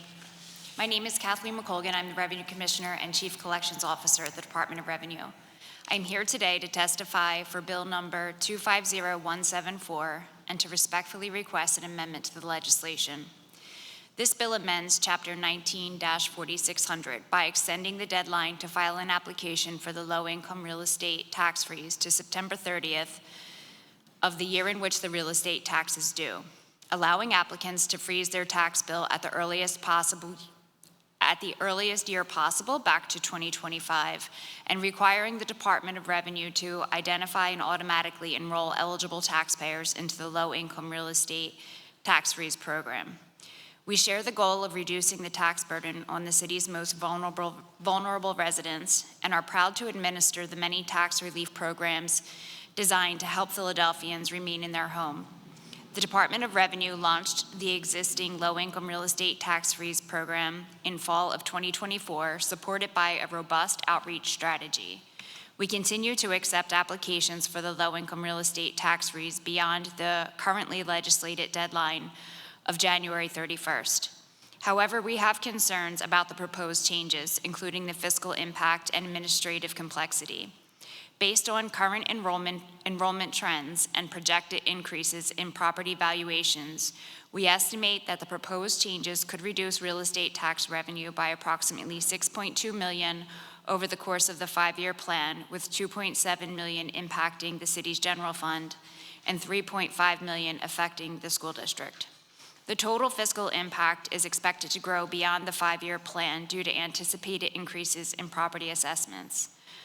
While freezing taxes at the 2025 assessment level may have a modest impact in the short term, the cumulative revenue loss will grow significantly over time. Additionally, the Department of Revenue is not legally permitted to automatically enroll taxpayers in programs due to confidentiality laws and data limitations. Where legally permitted, we leverage available data to guide targeted outreach and automatically enroll eligible taxpayers in accordance with the law.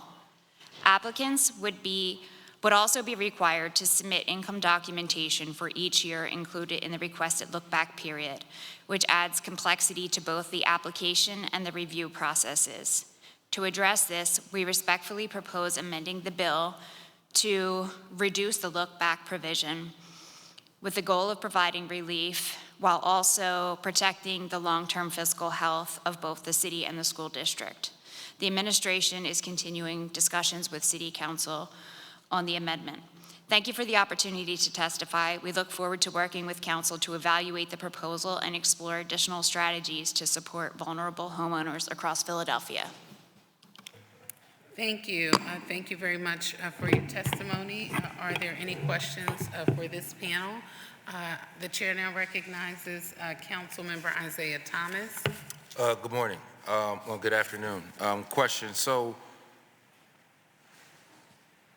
I think it's ironic that you're coming before us right now to testify about concerns around reliefs that we want to offer for constituents, specifically looking at revenue that will be lost by the school district. I know you named a couple other sources, but the one that stuck out to me the most was the school district. Based on your testimony, you testified that $3.5 million that would normally go to the school district could possibly not go to the school district. Is that correct? That's correct. So why is the administration not for increasing the real estate mileage percentage of revenue that goes to the school district right now? Well, we are pushing for us to go to 56.5% right now in order to offset the loss of revenue that we know is coming to the school district. And we also look at the idea of the school district's budget being one that produces a budget that operates on a deficit. So help me understand, why is it that we should remove our proposal, but the admin isn't looking at the recommendation that we made as it relates to getting that revenue for the school district right now? Rob Dubow, Chief Finance Director. A couple of things. We are not opposing this bill. We're still working with the sponsor, and we're confident that we will reach an agreement. We do have proposals for the school district in our budget and 5-year plan, including the increase in parking fees that should generate about $4 million a year for the district. And we're recommending, as you said, the move in the millage shift, but at the back end of our plan, as we try to balance our budget against their budget needs. And we still view that the key thing for the district's long-term financial stability is the state coming up and doing its share. So I just want to put on the record that in your testimony, you say that we should share a goal of reducing tax burden on the city's most vulnerable residents. And I don't know if that's what we're recommending and what we're doing. I think that the folks over here, as it relates to this legislative body, that's what we're fighting for in the midst of this budget. But I do think that there is some conflicting messages in your testimony here today. And I wanted to put that on the record based on some of the things that we've been advocating for and fighting for, especially when we talk about using schools and children as a tool or a tactic in the midst of negotiating, when we've been trying to make the schools and the children and the people who work in those schools a top priority. Thank you, Madam Chair. I just wanted to put that information on the record based on some things that I found problematic with that testimony. Thank you. Thank you very much, Councilmember Thomas. Are there any additional questions for this panel? Okay, seeing none, we thank you very much for your testimony. We'll now call panel 2. Jonathan Srow, Community Legal Services. Please approach the witness table, state your name for the record, and proceed with your testimony.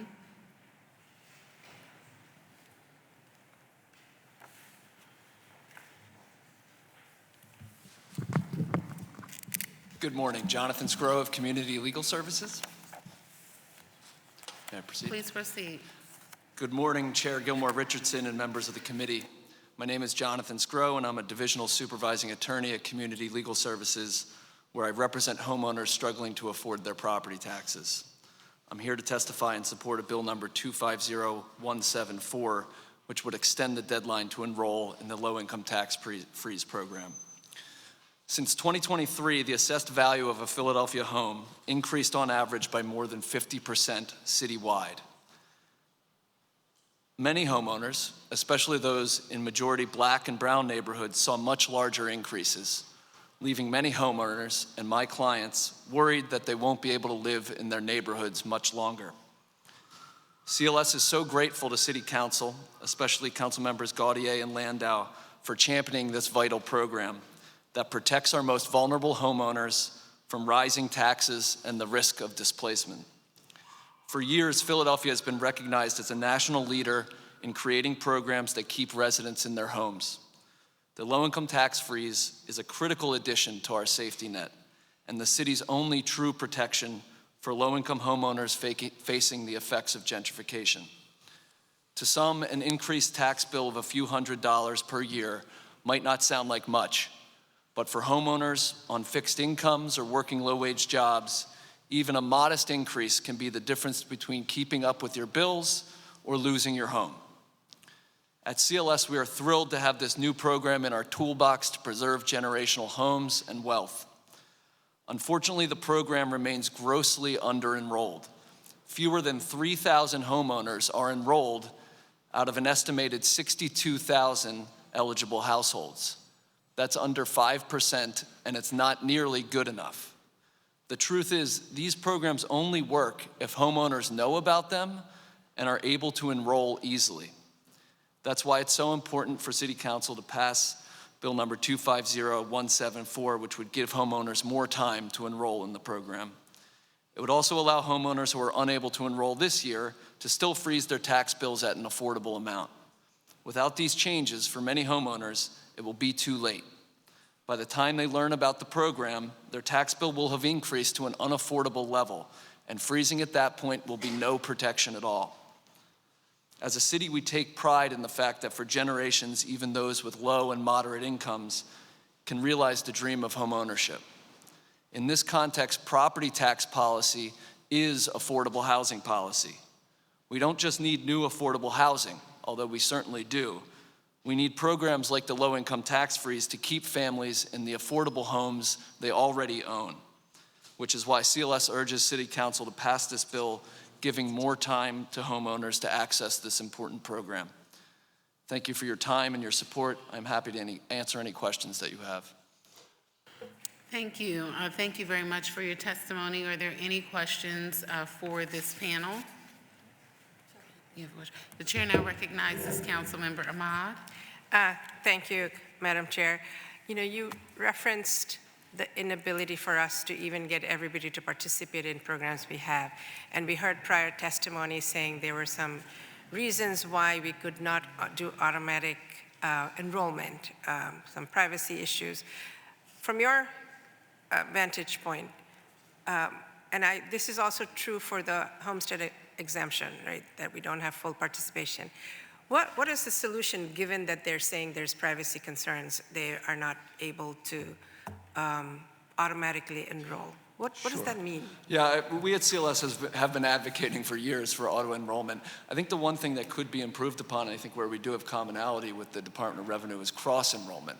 When people enroll in one program, even one tax program, to then use the information they've provided in that application to enroll them in another program, or at least tell them that Is they're that the eligible for it and what the savings would be. I'll just give you a quick example. We represent homeowners all the time with tax delinquencies, and we help them enroll in something called the owner-occupied payment agreement. That application requires probably the most documentation of any tax program in the city of Philadelphia. And it seems that it would be relatively easy to use the information provided as part of that application to also enroll that person in the low-income tax freeze program. And that's something that is not currently happening that I think is a good example of what could be happening. And I don't think it's limited to just tax programs, although that's the low-hanging fruit. We could talk about things like TAP, home repair programs, all these different touch points in the city of Philadelphia where the city interacts with homeowners. We could be using those touch points to help people access these programs. So from you're a legal organization that does legal opinions, what is the privacy concern here that was mentioned? I don't quite understand that. I know I should have asked it to the previous panel, but where do you see this being, if they've already submitted this information to maybe cross-reference that for other things? They've already submitted it, they've already, sort of exposed themselves. What is the privacy concern that you can see is a problem? Because the reason I ask, aside from the privacy concern, when I asked about why don't we have automatic homestead exemption, put people on the rolls, they said because they could benefit from some other program rather than homestead, or down the road they could. I said, with all the tools we have, with AI and with the good use of AI, it could be to actually game out that and to figure out when that person would benefit from this program versus that program versus the third. So I think we can take care of that, but I don't understand the privacy concern that seems to be always thrown up, saying we cannot breach something. You don't know either. I'm with you, council member. I don't quite understand the privacy concern either. We're not talking about disclosing that person's information to a third party.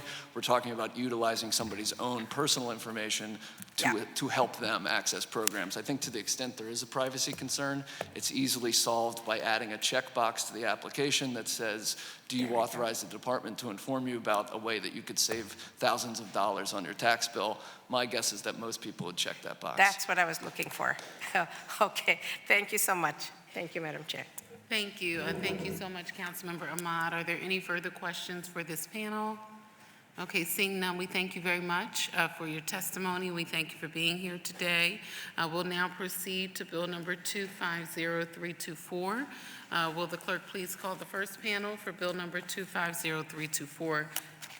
The first panel for Bill number 250324 is Kathleen McColgan. Okay, thank you so much. Please state your name for the record and proceed with your testimony.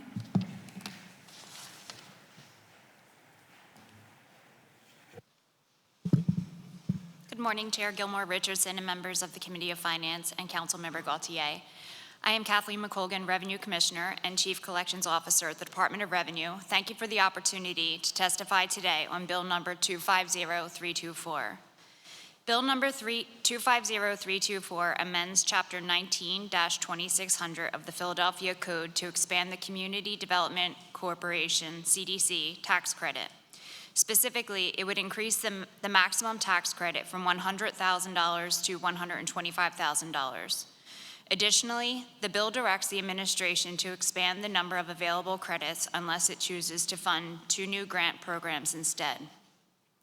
Under the proposed expansion, businesses can sponsor up to 50 additional organizations engaged in community development activities, such as community organizing, housing counseling, and affordable housing development.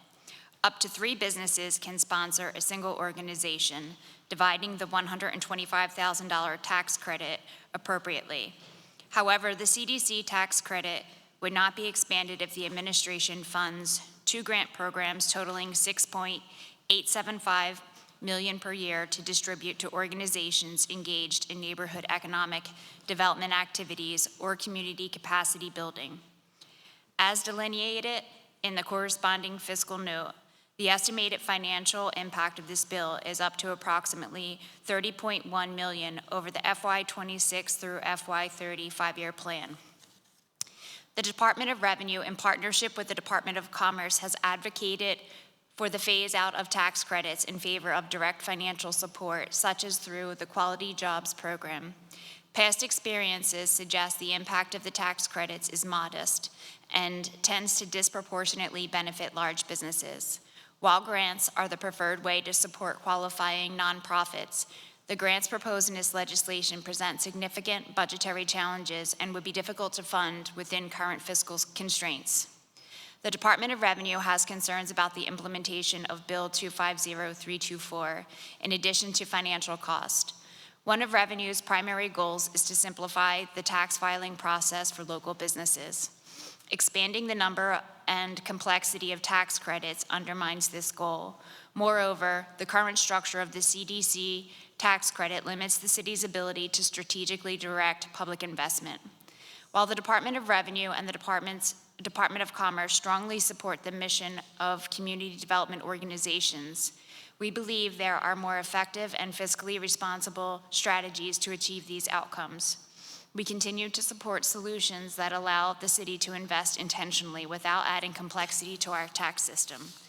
Therefore, we respectfully recommend that this bill be held so that the Departments of Revenue and Commerce, as well as the Department of Planning and Development, may work collaboratively with City Council to identify alternative approaches to support community development. We look forward to continuing our work with City Council to achieve this shared goal. Thank you very much for your testimony. Are there any questions for this panel? Okay, the chair now recognizes Councilmember. So this is what I'll do. If the committee members are okay, may I recognize the bill's sponsor, Councilmember Gaudier, and then I'll recognize Councilmember Ahmad and Councilmember Ahmad only. Councilmember Gaudier? Thank you, Madam Chair. I just wanted to take a moment to address the committee about the critical importance of this bill. This bill would provide vital operating funding for community development corporations that are engaged in a number of activities that make neighborhoods more equitable and affordable. Our CDC community, we have dozens of CDCs that have been working across the city, I would say since the 80s. These are organizations that have brought many neighborhoods back from the brink of despair. They have, in fact, turned neighborhoods into places that are ripe for development, and now the focus has to be stopping displacement. CDCs also have played a vital role in the revitalization of commercial corridors. I can name numerous commercial corridors across the city, whether we're talking about Baltimore Avenue, 52nd Street. There would be no Ogons Avenue without CDCs, or at least Ogons Avenue, how it exists now.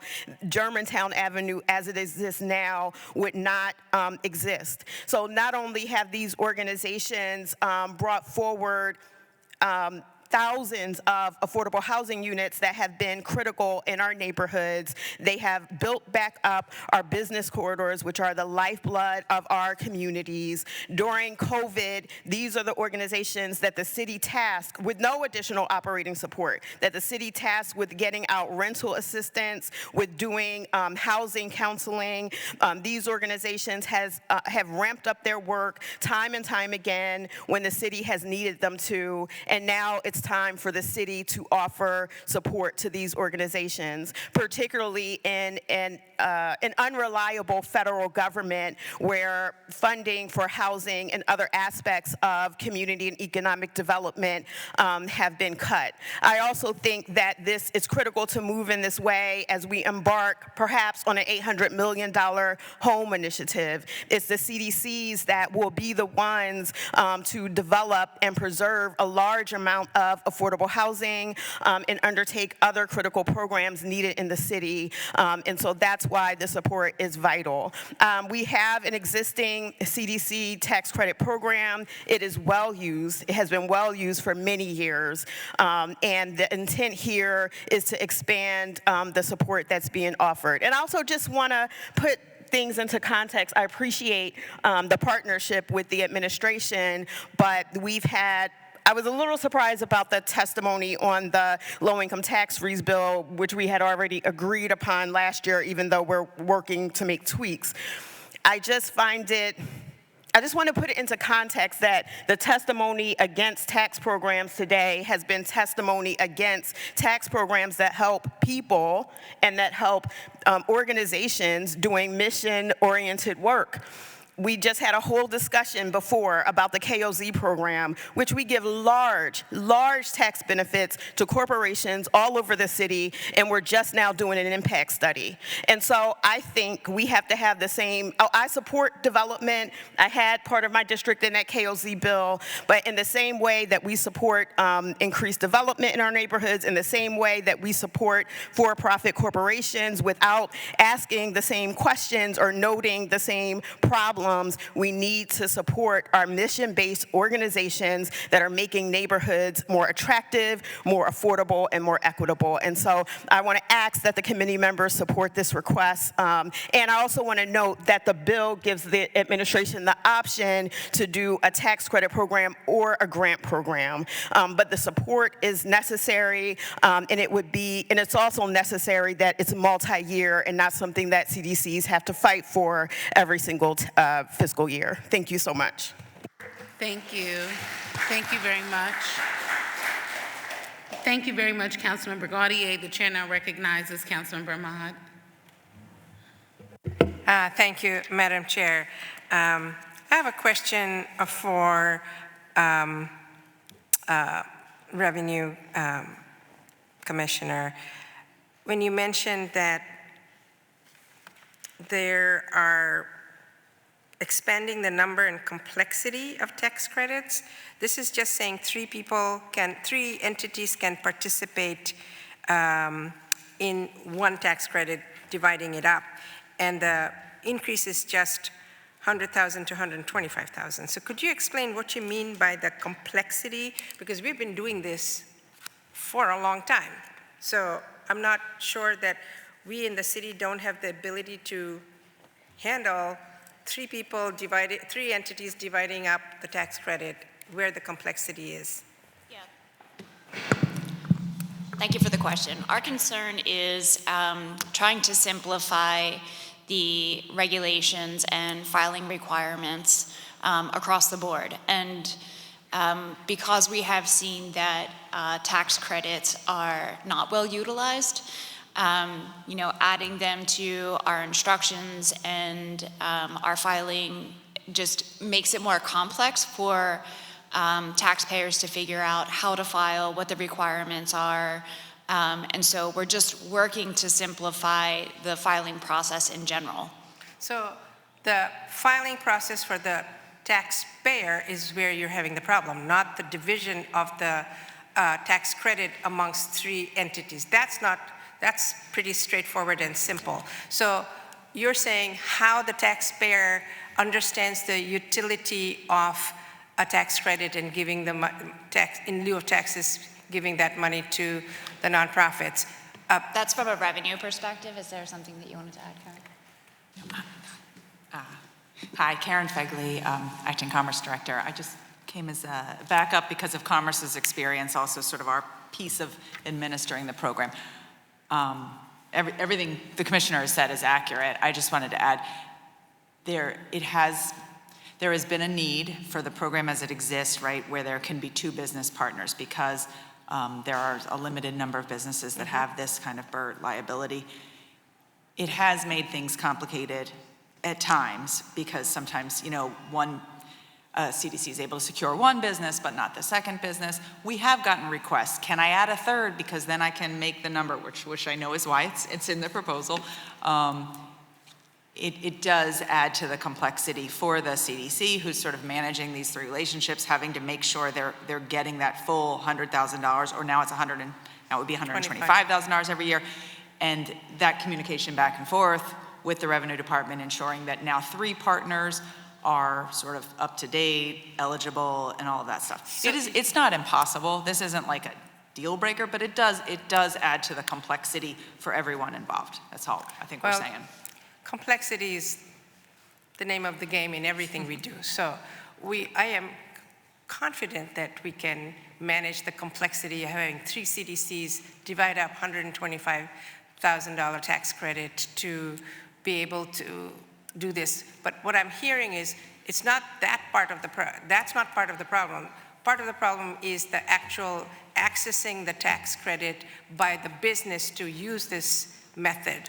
That's a separate problem we're talking about. That is not connected to this 125,000 into 3 parts. I just wanted to go on the record to say that those are 2 distinct problems, and how you administer the program so more people participate and use the tax credit opportunity is not germane to this discussion per se. This is after you've collected or you have participation. And we should probably look at that to see why the same conversation we had, why don't people use programs that we have? That's up to us and Commerce and everyone to talk about and inform our businesses in the city of Philadelphia that you have this opportunity to directly invest in our communities using this tax credit method. And I think from what I know, being a small business owner myself, that we would love to improve our communities, because guess what? The return on that investment is very big. This impact that was mentioned is just the impact of putting out the money, but the impact of what the money does and what the CDCs can do with that money is what we need to see. That's the return on investment.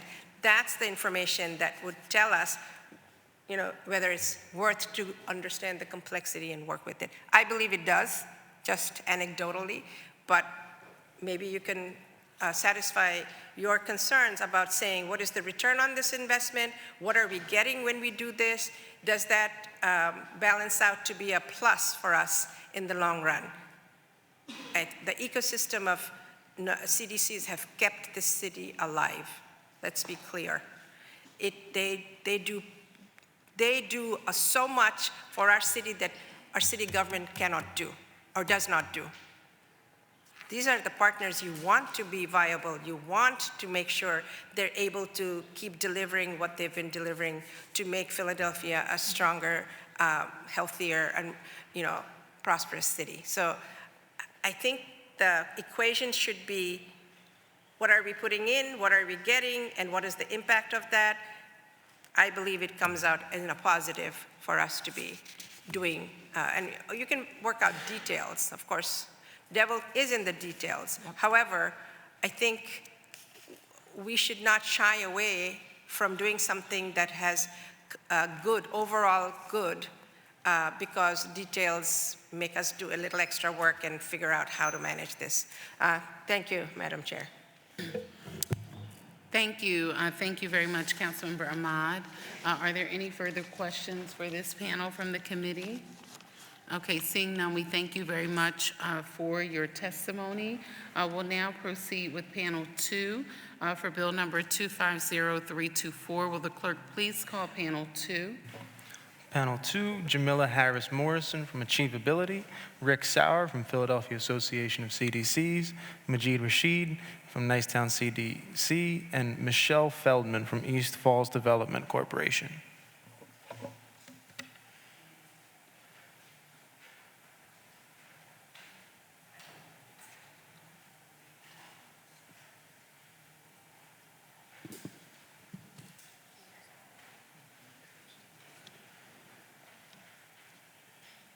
Thank you so much for being here. Please state your name for the record and proceed with an abbreviated version of your testimony, because we do have your written testimony. Thank you. Yes, good afternoon. I believe it is now Chair Gilmore Richardson and other members of the Committee on Finance. My name is Rick Sauer. I'm the Executive Director of the Philadelphia Association of Community Development Corporations. Thank you for the opportunity to testify in support of Bill 250324. As requested, I'll summarize my written testimony that was already submitted. I just also want to acknowledge that a number of our members have also submitted written testimony that won't be testifying in person here today. First of all, we want to express our gratitude to Councilmember Gautier for sponsoring this legislation, as well as the 8 other council members who have signed on as co-sponsors, demonstrating the strong citywide support and impact this funding will have. As mentioned, the city relies on community development corporations to deliver a range of critical services to residents and small businesses, such as addressing key affordable housing, social service, and neighborhood economic development needs. And a good point that was raised by Councilmember Ahmad, what's this return on investment? We did a report a few years ago that showed that CDC investments indeed has provided a very strong return on investment of over $5.4 billion in economic impact to the city of Philadelphia. So for a modest investment the city is making, and they're getting much more out the back end. Despite this reliance on CDCs to deliver services that are much needed by our residents, the critical resources that the city provides to CDCs through a range of programs tend to be very programmatic specific, and they're often insufficient to cover the increased cost of running an organization and aren't always flexible enough to respond to many new emerging needs in our communities. These funds are also allocated on a yearly basis, which makes it more difficult to engage in long-term planning and to attract and retain qualified staff. This bill addresses these shortcomings by creating a new program to provide reliable, accountable, flexible, and multi-year funding to CDCs to better enable them to fulfill their mission. The Community Capacity Building Fund, which is the name we put to this, would support 50 nonprofits at a level of $125,000 per year, which will support a broader range of critical services and essential operations, strengthening CDCs to develop innovative programming that is responsive to evolving community needs and delivering lasting neighborhood change. And as mentioned, this bill provides the administration with the flexibility to implement it either as a grant program or as an expansion of the city's existing CDC tax credit program, which currently is limited to only supporting neighborhood economic development activities. I will note that that program has been around for 23 years. It has a very strong involvement by both the businesses that are supporting the CDCs that are out there. There is a challenge, I think, sometimes in lining up a business partner because you have to have a significant amount of tax liability to participate, and that's why the idea of enabling a third business to participate and partner with the CDC is incorporated into the legislation. This bill also represents a strong local leadership we need to meet this moment. The Trump administration has proposed a 44% cut to the HUD budget and deep cuts to many other federal programs that help our residents. Flexible multi-year support for CDCs will enable the city to better insulate key community supports from harmful actions at the federal level going forward. CDCs are also key providers of affordable housing and related services. The increased capacity enabled by this new funding will also be instrumental in CDCs being true partners with the city to successfully implement the mayor's proposed home initiative and better support the goal of creating equitable solutions to our affordable housing crisis. In closing, we just see that the challenges facing our communities every day, addressing them requires having strong, committed partners on the ground that are trusted in the community. That is the role of CDCs in Philadelphia, and that is the strength that this bill builds on. We fully support this legislation and strongly urge members of the Finance Committee to report it with a favorable recommendation. Thank you. Thank you. Thank you very much for your testimony and for your work. We truly appreciate your work and wanted to recognize Garrett as well. We appreciate each and every one of you. Please state your name for the record and proceed with your testimony. Sure. Good afternoon. Jamila Harris-Marson, Executive Director of Achievability, PACDC Board President, and lifelong West Philadelphia resident. Good afternoon, Chairman Gilmore Richardson and Council Member. We really appreciate you taking the time to take this bill up for consideration and to move it out of the Finance Committee. Today we come to you, as we've heard, CDCs are really the lifeline. They are the invisible heroes that keep this city going. Our CDC network of over 50 organizations that touch from Kensington to Kinsessing to Cobbs Creek down to Frankfurt, those groups are working tirelessly building affordable housing, activating our commercial corridors, trying to address the impending gun violence epidemic, making sure that residents, renters can stay housed through eviction prevention services, making sure that homeowners are connected to basic systems repair, title tangled issues and title tangled services that can help them maintain long-term assets. So when we look at this funding, we see it as a critical lifeline to keeping this network going, especially in a very unpredictable funding ecosystem that we're operating in. We understand that Philadelphia has the stubborn notable image of being known as the city with the highest poverty level out of the 10 largest cities. We are working actively each day to undo that name of us, and that number would be infinitely higher if we did not have CDCs on the ground providing vital but also long-term services to residents to keep them whole. This funding, we cannot continue to do it on a hope and a hustle, okay? We have too many people who rely on us as trusted messengers, as people that they can come to in a time of need, as people that they come to celebrate a community block party. So if CDCs really do weed themselves into all facets of community. So we really encourage and would appreciate the support of council to support this legislation, which really shows that it's an investment not just in the organization, but in some of our most vulnerable Philadelphians. It's an investment that shows that you trust that CDCs know how to lead, know how to do what's best, because many of us have team members that are people with lived experience directly from the community or have experienced some of the challenges of the residents that we're seeing. And so this funding will allow us to retain and attract staff. As we know, inflation is out of control. Everything costs more. This work is labor intensive. If you want somebody to knock on the door to see if you're eligible for the Homestead Act, if you want somebody to go talk to a business and see what their needs are, you need somebody who wants to be out in the streets, lively customer service, not remote. Those people need to be compensated at a rate that they can live on family-sustaining wages. This funding also provides us opportunity to build infrastructure and capacity and the ability to plan.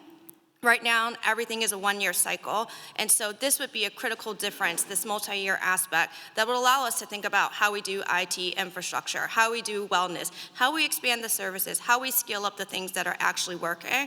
So we really appreciate your consideration of this bill and hope we can count on your support to move it out of committee. Thank you for the opportunity to speak today. Thank you. Thank you very much, Madam Chair of the PACDC Board, and representing, obviously, achievability in West Philadelphia. If you got one title, you forgot one title, and that's a former Gomper Stomper. For full disclosure for the committee. We thank you very much for your testimony. I'd like to state for the record, we recognize the presence of Councilmember Jeffrey Young from the 5th Council District. We thank you for being here. Also wanted to state for the record that we did receive written testimony that we will submit for the record from Mount Airy CDC, and then we'll recognize now our 2 additional witnesses from the other CDCs for your testimony. So please approach the witness table, state your name for the record, and proceed.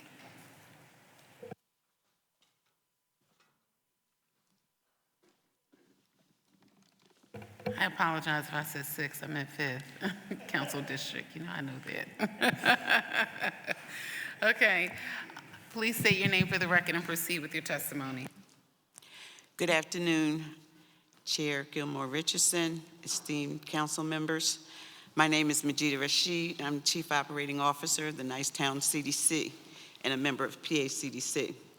I thank you for allowing me to testify this afternoon, on Bill number 250324, the proposed Community Capacity Building Fund. My testimony today will give the perspective of the Nicetown CDC regarding this bill. The Nicetown CDC was founded in 1999, and our headquarters and program facilities sit centrally on Nicetown's commercial corridor. Since our inception, we have established a succession of Carter neighborhood plans, a comprehensive NAC program, economic and mixed-use development, affordable housing, rebuild projects, land management, corridor cleaning, and violence prevention programs, and more. We have been on the ground and in the mix serving very low, and moderate income residents and businesses with what we have been blessed to achieve and from the muscle. Despite our track record of success, we have also had many failures and struggles. These challenges were primarily related to a lack of flexible funding that would allow us to more effectively address the wide range of acute and chronic needs in the neighborhoods that we serve. We all too often have to turn clients away or send them to hard-to-reach places only to be again turned away. Additionally, we have always been in need of key personnel that would lift the burden and need for our existing staff to wear multiple hats. We constantly struggle to maintain the balance needed to be productive and serve our constituents effectively. The Community Capacity Building Fund would provide a reliable source of flexible funding that would not only help alleviate the lack of specific resources needed for our organization, but will allow us to better serve and build the capacity of our communities to become self-reliant. That is of the highest importance. Like many of our fellow CDCs, we may be awarded grants, contracts, and other funding that have limited timelines, typically 1 year. As soon as we are able to really make a difference, the funding runs out. This threatens interruption of services and may cause us to cease operations or providing critical services and resources. The same is true of development, whether affordable housing or economic or commercial development. We need the Community Capacity Building Fund because it will provide multi-year funding and allow CDCs to be more reliable, sustainable, and effective in our efforts. CDCs have been one of the primary producers of affordable housing. We need to ensure that our CDCs are strong with the capacity to continue helping to address the affordable housing crisis in Philadelphia. Especially with the current goals, we know that CDCs will have a major role in bringing those goals to reality. Our city relies on CDCs that have been impactful with affordable housing and providing vital services to our constituencies for decades. Now is the time to support CDCs that are the first responders to ever-increasing and multi-level community threats. This includes our collective efforts with gun violence prevention, public safety, community engagement, and organizing. We are faced with numerous alterations and cuts to funding streams federally, which extends statewide and locally. Our current funding streams too often fail to cover our organizational costs, which may weaken our stability and hinder the growth of our programs and projects. This proposed bill cannot be kicked down the road. It is needed now more than ever. These and all coordinated efforts of CDCs are worthy of support, and the proposed Community Capacity Building Fund will definitely be a positive step in the right direction. On behalf of the Nicetown CDC, our fellow CDCs, and all of the communities that we serve in this city, I ask that you approve Bill number 250324. Thank you again for this opportunity to testify. Thank you. It's so wonderful to see you. We thank you very much for your great work in Nicetown. We certainly appreciate you, and I know Councilmember and our Vice Chair, Councilmember Bass, appreciate you as well. Okay, please state your name for the record and proceed with your testimony. My name is Michelle Feldman, and I'm the Executive Director of the East Falls Development Corporation. First, thank you to the Finance Committee, to Councilmember Gautier, and all of City Council for the opportunity to offer comments in support of the CDC Community Capacity Building Fund. I offer my comments in my role as the Executive Director of the East Falls Development Corporation. Our organization is laser-focused on commercial corridor revitalization along Ridge and Midvale and Conrad Street in Northwest Philadelphia. We carry out our mission through one-on-one technical assistance, convening our business association, comprehensive neighborhood planning, and capital improvements to enhance the vibrancy of our business district and neighborhood. While we are a community filled with gems, such as La Besse and Riva and Vault and Vine, we experience a growing commercial vacancy rate and a business district in need of physical improvements to increase foot traffic and create a sense of place. We like to say we are a small but mighty CDC, with 1 full-time staff member and 3 additional part-time staff, along with a network of wonderful volunteers, including board members and committee members. And while we work each and every day to address the issues our small business community faces from both a micro and a macro perspective, additional funding will be transformative for our organization and our community. A second full-time staff member would allow us to better serve our existing businesses and recruit new ones. Further, additional funding would mean gap or matching funds for innovative projects like our boat launch, the East Falls River Landing, or substantial seed money for our Growing Business Association to begin a revolving rainy day loan fund for our entrepreneurs. We hope you will consider this new and vital resource for our city's community development corporations, as organizations like ours continue to work on the ground to serve our residents and small businesses. Thank you for your time and attention this afternoon, and we are happy and eager to answer any questions or share any additional information. Thank you. Thank you very, very much for your testimony, and thank you for your work in East Falls. We appreciate you very much. Thank you all so much for being here. I'd like to recognize the presence of our Council President, Kenyatta Johnson. Thank you for being here, Council President, for our Finance Committee hearing. We certainly appreciate all of your hard work. Thank you all so much. We're now going to proceed. Are there any other questions for this panel? Any questions for this witness? Okay, seeing none, we're going to proceed now to Bill number 250568. If you could please, clerk, please call the first panel we have, and the only panel we have on 250568. You can state your name for the record and proceed with your testimony. Panel 1 for bill number 250568, Matt Bowman, Deputy City Treasurer.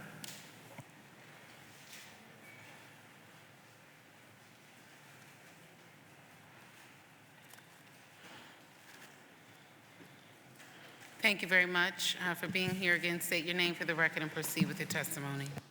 Hi, Matt Bowman, Deputy City Treasurer. Good afternoon, Chair Gilmore Richardson and members of the Finance Committee. My name is Matt Bowman, Deputy City Treasurer.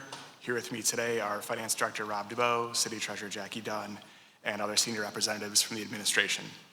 We're here to testify in support of Bill 250568 once amendments are agreed upon and finalized. We continue to work through amendments and are confident that through collaboration with our partners in City Council, we will end up with a draft that we can all support.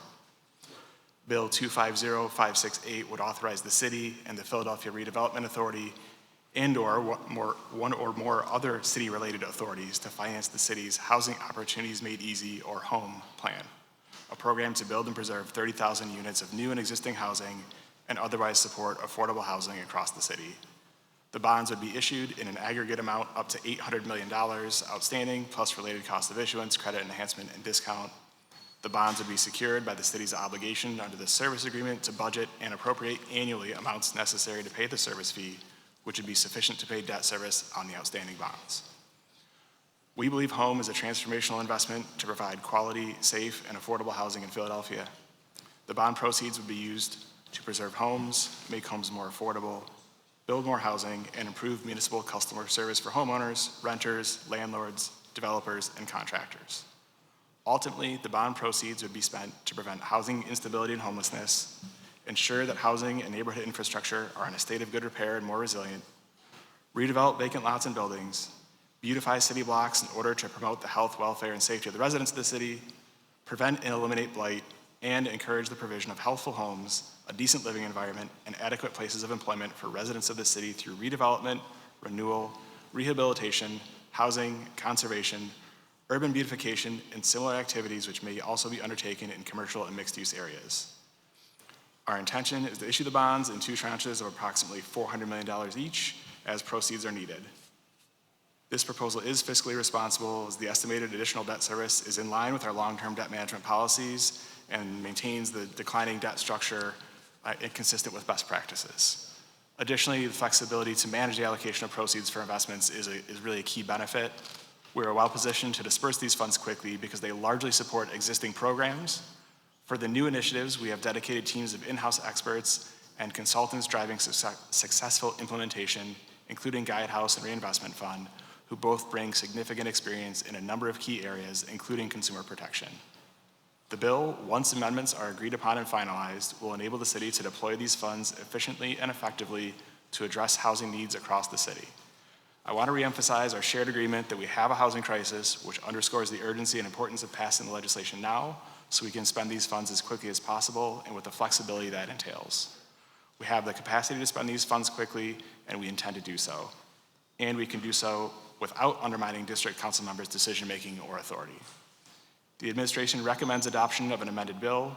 We respectfully request that the committee give the bill, once amendments are agreed upon and finalized, its favorable recommendation, and further that the committee recommends that the rules of council be suspended so as to first reading of the bill at the next session of council. This concludes our testimony, and we're happy to answer any questions. Thank you. Thank you very much for your testimony. For the record, what is the cost of the debt service per year for this borrowing? So after both borrowings have been done, we estimate the debt service to be, depending on where interest rates wind up, between 65 and 69 million a year after both are issued. I apologize for that. I'm going to ask you to repeat due to the hardworking men and women of the Philadelphia Fire Department on their way to an emergency. Please repeat. So after both series of bonds are issued, we estimate that depending on interest rates, the debt service will be somewhere in the range of 65 to 69 million a year. So 65 to 69 million per year. How much would that cost across the life of this 5-year plan? Of this 5-year plan, I think Matt's going to look that up. You're going to make me do some math on the spot.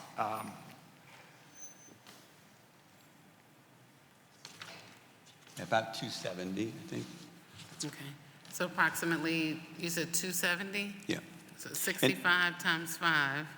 The first year, the second issue doesn't come until FY '28. So for the first couple of years, the debt service is about half of what I was saying. I see. Okay, And because I will say, one of the things we looked at is how this fits into our long-term debt structure and what happens to our debt service if you include this, the proposed rebuild borrowing, and the proposed GEO borrowing. Even with all of those borrowings, our debt service would be lower in 2030 than in 26, and then it continues to decline after that. And that's in large part because of the fall off in our pension obligation bond debt service. Right. And so, may you repeat the last portion? Yeah, so that decrease that we're showing after FY '29 is in large part because of our pension obligation bonds that have that balloon payment in FY '29. Right. And so what is the projected cost for the entire length of the borrowing? It's about 1.3 billion, a little over 1.3, including principal and interest. Okay, so $1.3 billion, including principal and interest. And then for the record, if you could aggregate out how much is just the interest? About 500 million, which is typical for all our bond deals. We have interest that we pay. Right, and then how much? About 500 million. It's basically the difference between that 1.3 billion that I mentioned and 800 million. So it's about 500 million.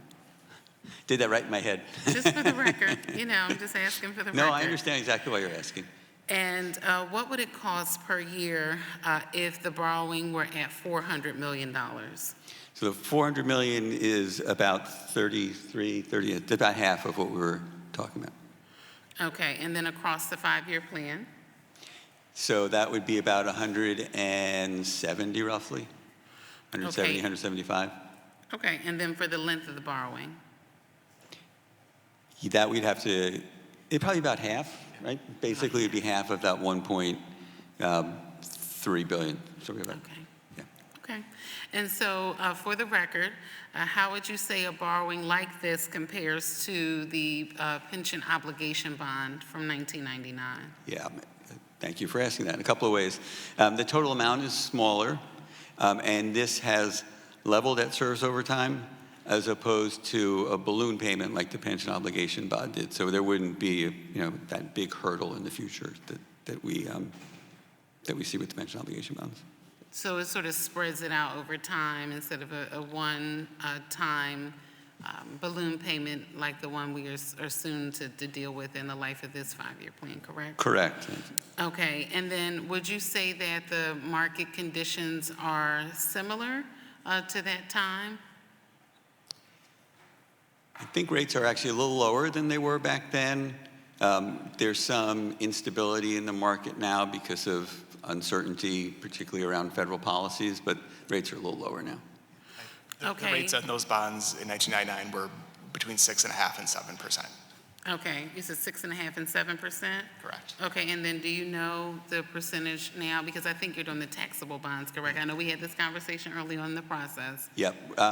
We are projecting that for the first deal, we'd be in the high 5s, and in the second, we'd be in the mid 6s.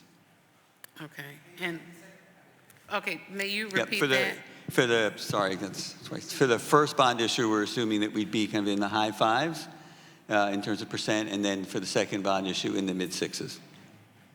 Okay, and then, so the first bond issuance would be in the high 5s, the second would be in the mid 6s. But you do, and I know we talked about this before, but I have to ask for the record, if there is an opportunity to sort of aggregate out, you know, the portion of the borrowing that would be eligible for non-taxable bonds. Yeah, and we provided a response on that, but we can, I think what you're asking for is, we talked about the programs that were eligible, so we can give you the dollar amounts for those programs. Right, and I know you all submitted the information, but because we are now undertaking the bond authorization relative to the home proposal, I just think it's important to get on the record and on the transcript for this hearing that we did ask if there was an opportunity to aggregate out sort of the programs between non-taxable bonds and taxable bonds, recognizing that the latter would save, sort of save you with the interest rates. Right, and the trade-off is between that and the flexibility in moving between programs. Right, understood. But I just wanted to get that on the record. Appreciate that. Do you see any potential impact around the cost of the borrowing currently? Any impact meaning around the bond yields and the percentage rate? You know, based on your previous answer, I think you said high 5s and then second tranche mid 6. Yeah, and so, I mean, there's always, particularly for the second issue, uncertainty around interest rates because that's a couple of years out. So that's really, whatever happens with interest rates will have an impact on the cost of the bonds.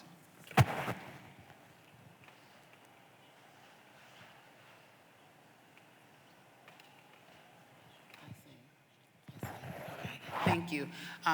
Thank you very, very much for that. And then for the record, if you could just state the timeline for the first borrowing and the second borrowing, and then if there are any particular factors that you all will take into consideration prior to the second borrowing. So the first borrowing we're assuming in this fall, and then the second borrowing we're assuming in November 27, so in fiscal 28.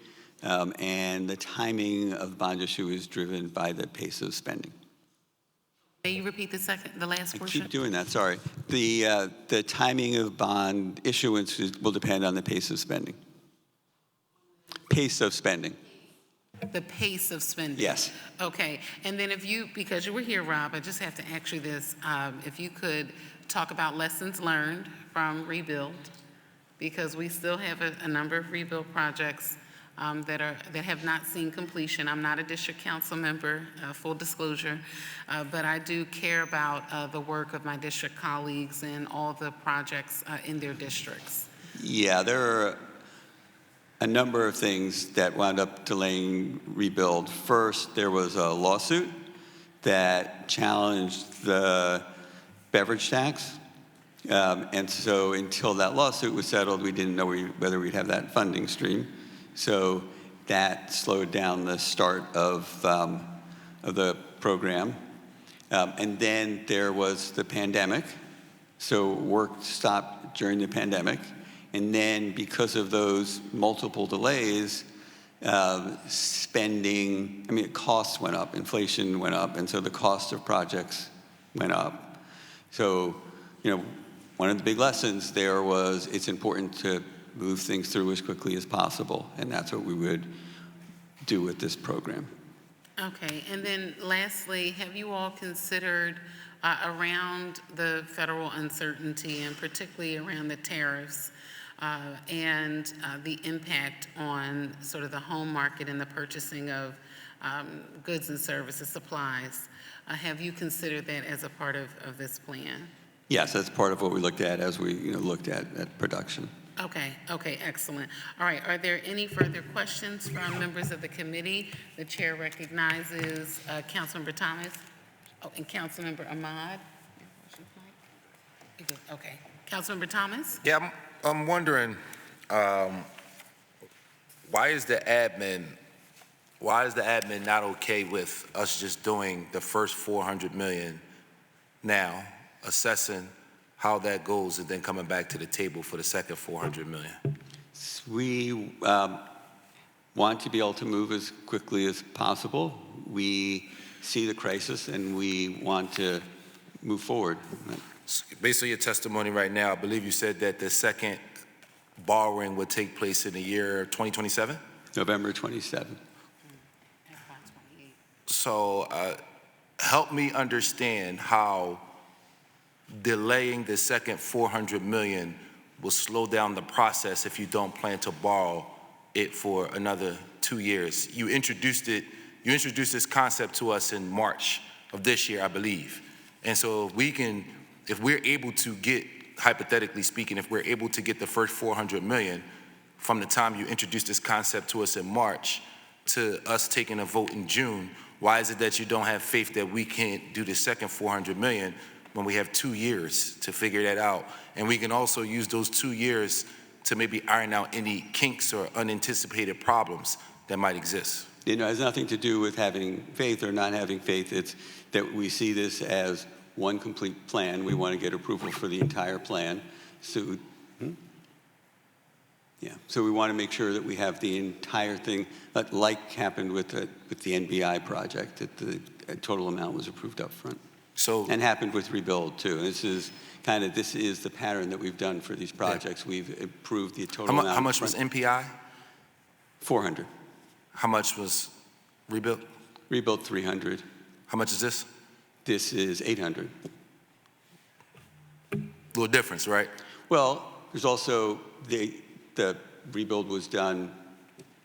And both of those years didn't ago, go exactly the way planned, right? So we're using examples of things that's significantly less money that also didn't go well. So I think in the spirit of the chairwoman's original question, as it relates to lessons learned, I believe one lesson learned is that maybe we shouldn't do the whole 800 million at one time. So I would say one of the lessons learned from Rebuild is that you need to be able to move quickly.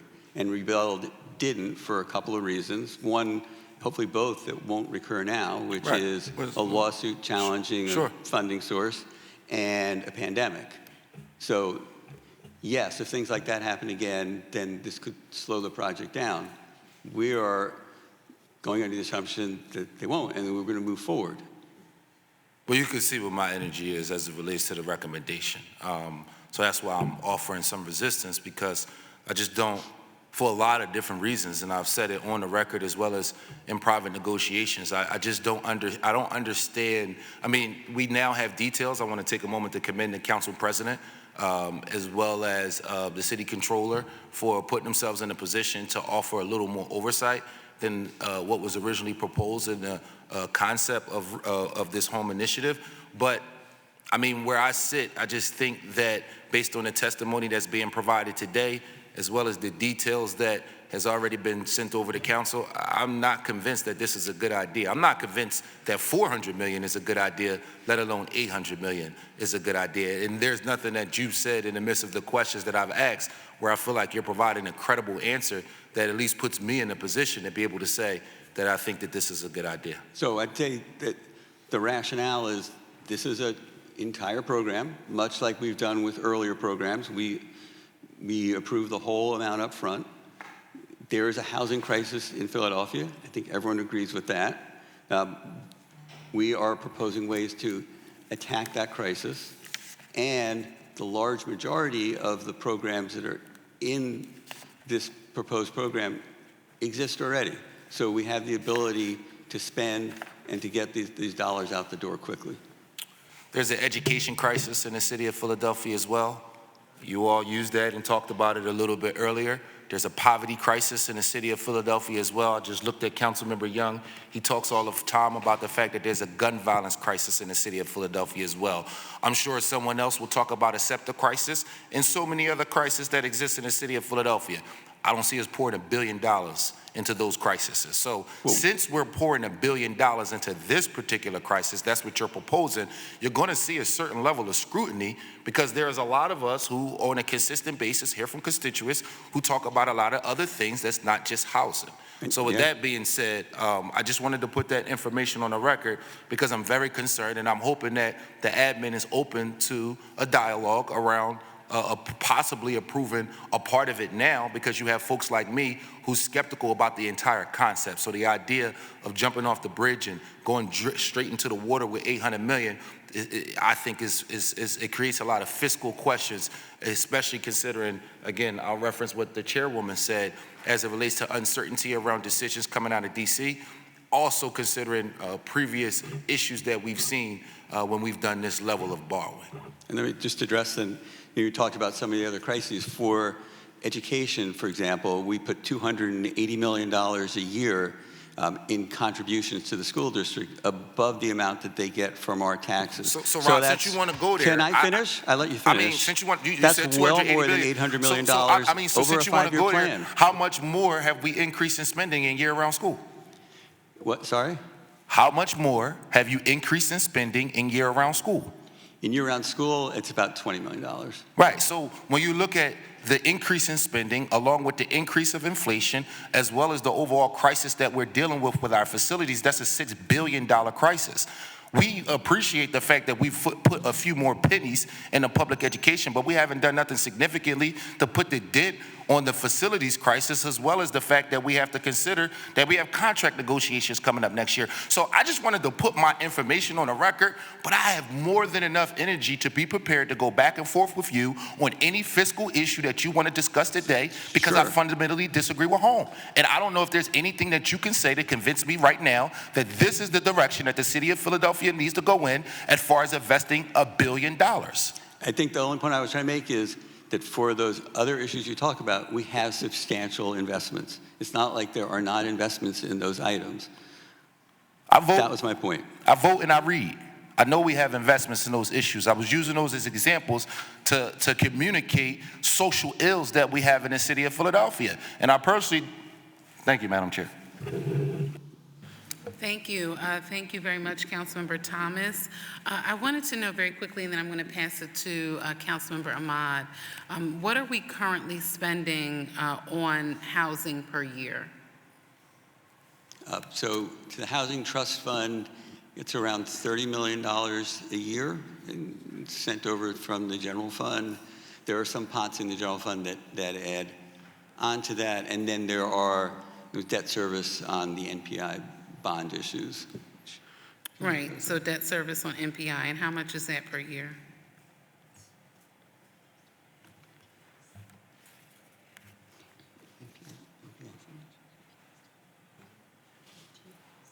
NPI is about $28 million a year, and then we're kind of winding down the NTI issue that's still about $16 million a year.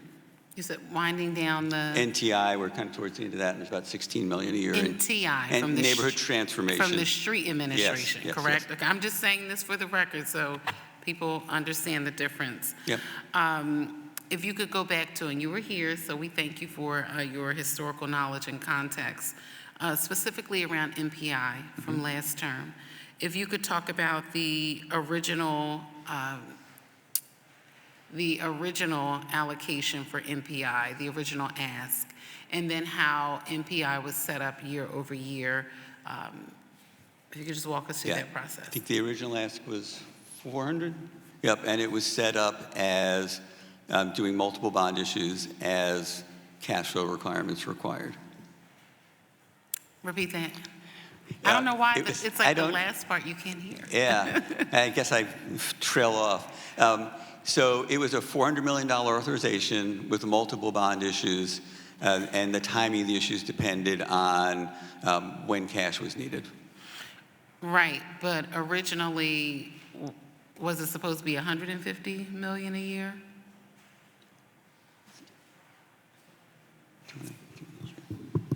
Sure. Good afternoon, Jackie Dunn, City Treasurer. The first two borrowings for NPI were approximately 100 million each, and the third borrowing was 150 million. So there's 50 million remaining in that 400 million authorization that has not been issued. But the plan was to do even increment borrowing, over time, as Rob has mentioned. Meaning, because I thought that it would be 100 million a year.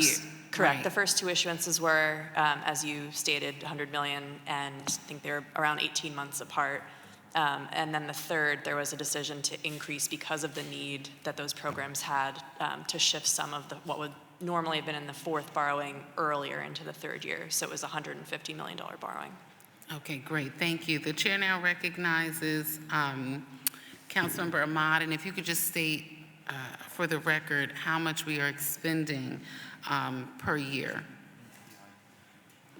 On the NPI programs. And could you just say for the record, NTI, MPI, and then rebuild? The question is regarding the debt service? For Chair? each one, for each year. So NTI, MPI, and then rebuild. Sure.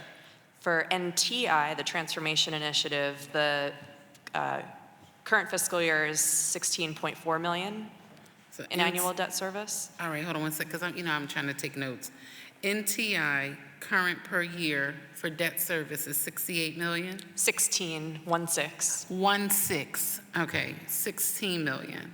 See, we found some savings right there. Oh, there's savings right there. This is 52 right there. All right, so NTI currently for the life of this proposed 5-year plan, debt service amount is 16 million per year. About 16.5 million across the 5-year plan annually, yes. Okay, and then MPI. NPI for the next 3 fiscal years are around 28 million annually. And unless additional bonds are issued, that amount, is that the Housing Trust Fund adjustment met last 2 years? So a small portion of that debt service for NPI is paid out of the Housing Trust Fund, but the remainder is paid out of the general fund. Okay. So that annual debt service is around 28 million for the NPI borrowings that have occurred to date.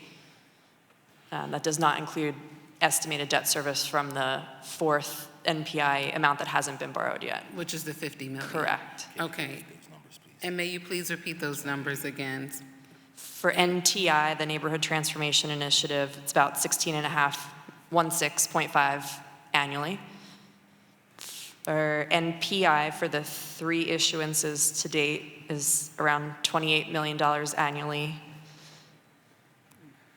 And for the 3 NPI borrowings that have occurred, and for the rebuild program, the annual debt service is around $14.5 million annually for the 2 rebuild borrowings that have occurred to date. Okay, and so if you could also state now, NTI, MPI, and rebuild, the spending per year for each of those programs.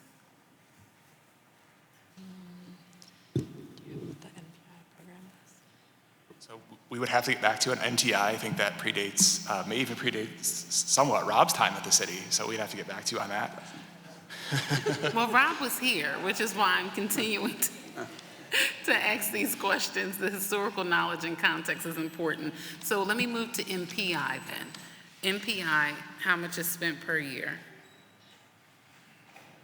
I don't have it broken out per year, but for the 2 issuances for the 3 issuances that we've completed, so that would be 350 million.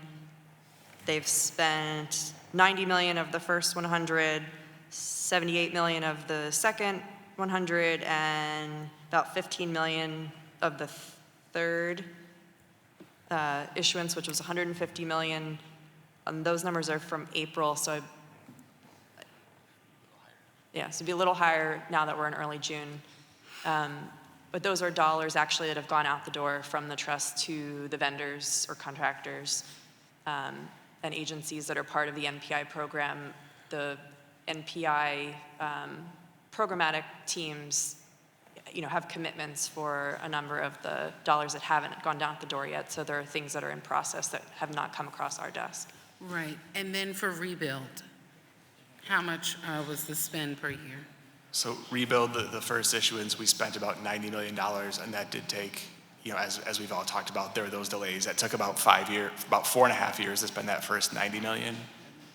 The second bond issue, we've spent just over $60 million in 11 months. So it has ramped up quite a bit once they got over those external factors we talked about, and then some of the teething issues of standing up a new program.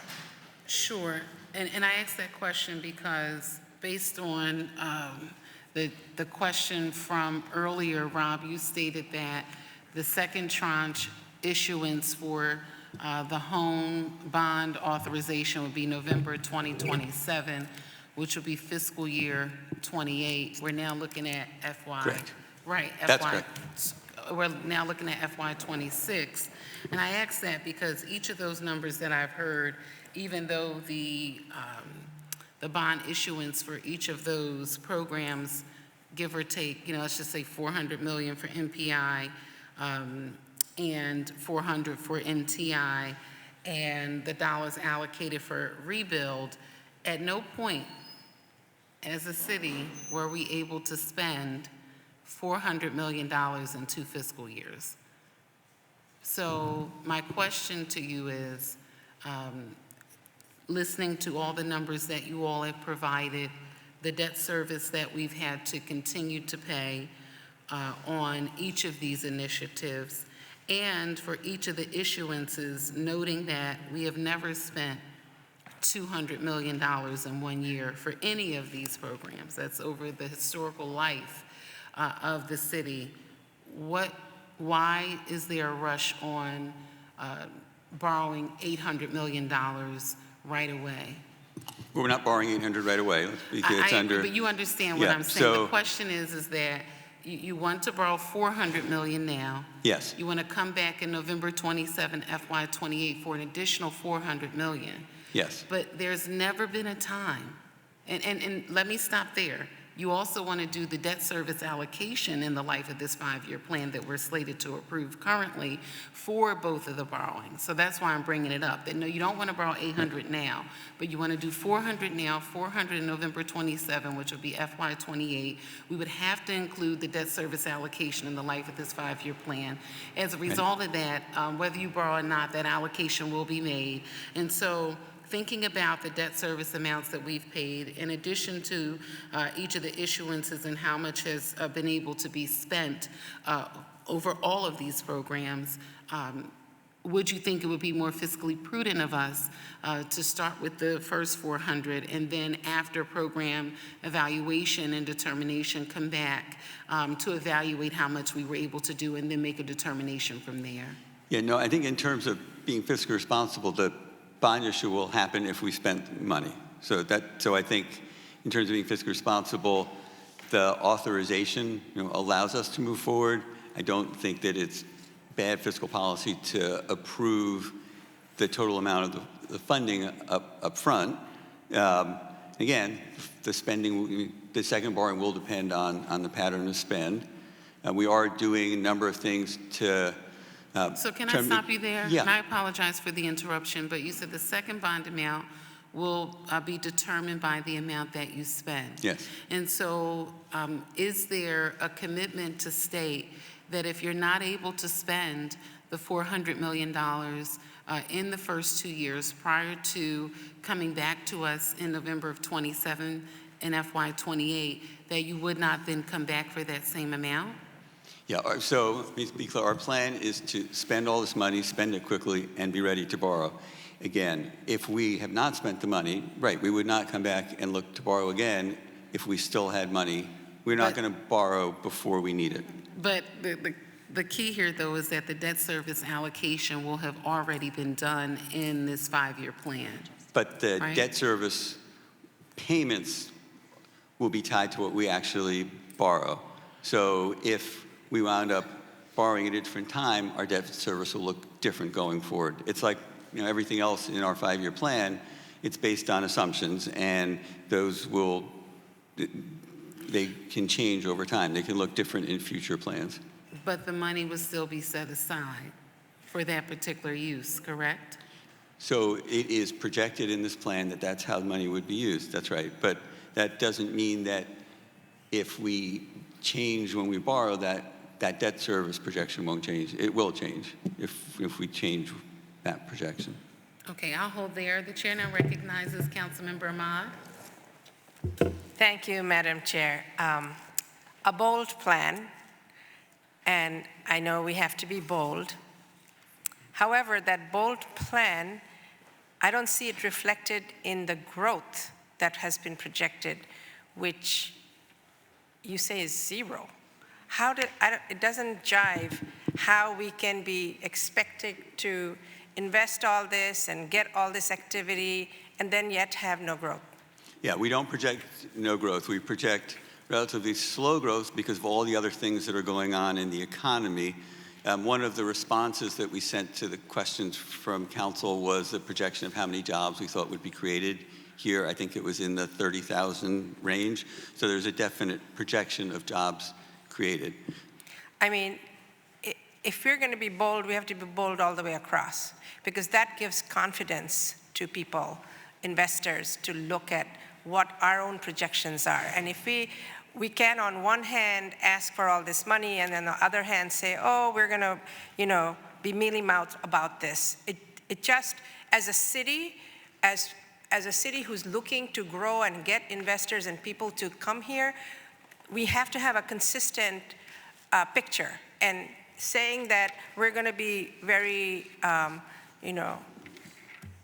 minimal in projection here, but asking for all this here, we need to have an adjustment there, because we really need to look at what we're projecting to the hope factor is really important in how we can attract more people to invest in our city, to move to our city. So that's one point. Two is, could you just explain, these are revenue bonds, not general obligation bonds, right? Which are, revenue bonds are more risky. Can you explain what are we getting, to do this as a revenue bond, what are we saying is sure shot to be able to pay down this bond? So could you explain why we're going this way versus that? So revenue bonds, in really this case, it means it's being issued by an authority, in this case, the RDA, because the home initiative is consistent with the RDA's overall mission. So that's why we're issuing through the RDA. So that makes it a revenue bond, since it's not being issued by the city directly. But through this process, we'll be committing to paying the debt service from all of our revenues. So it is as secure for investors as a general obligation bond. And that's how the rating agencies rate it. They rate it the same because it has the same security. But they want a higher return on. They do not. They want the same return. So what is the, what are we using as the asset to say we're going to be able to pay down, do the debt service, as opposed to having the GO bonds? It's all of our revenues for each. It's the same security. So we're on the hook, is what I'm trying to establish, very much so. Yes, this is our borrowing, yes. Yeah, okay. Just understanding my colleagues' concerns about how much on the hook are we. So the lack of alignment of growth projection, and then yet we are going to be obligated for so much, is probably why, is that why the growth projection doesn't look as robust as it could? Because we are feeling risk averse here? No, the growth projection has to do with really what's going on in the national economy. And take a step back. Our growth projections come from an outside econometric firm we work with, who looks at what's happening not only nationally but globally.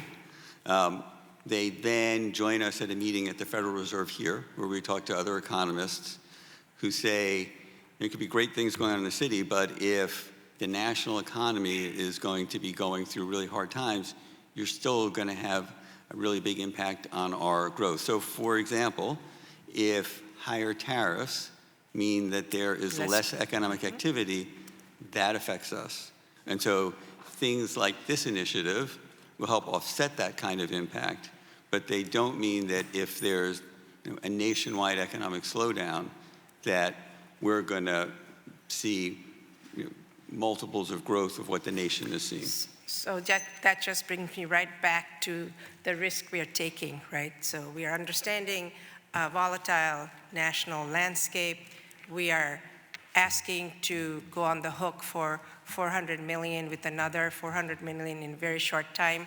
And yet we can't have, and we don't know what those revenue projections are going to be because we're iffy about that. So is this the right time to do, even though we want to be bold, if all these other parameters are not matching up, how is it that we are being asked to sign off on $800 million? Yep. So we have revenue projections in our plan that take into account that uncertainty, and we have a plan that is balanced, assuming the debt service on this bond issue. And actually, when we get past the years of our 5-year plan, our debt service goes down, in large part because of what's happening with those pension obligation bonds. So yes, I do think this is an appropriate time. Choose to disagree. Thank you very much. Are you? Oh, Madam Chair is here. Okay. Thank you very much, Councilmember Ahmad. Are there any additional questions for these witnesses? The chair now recognizes Councilmember Thomas.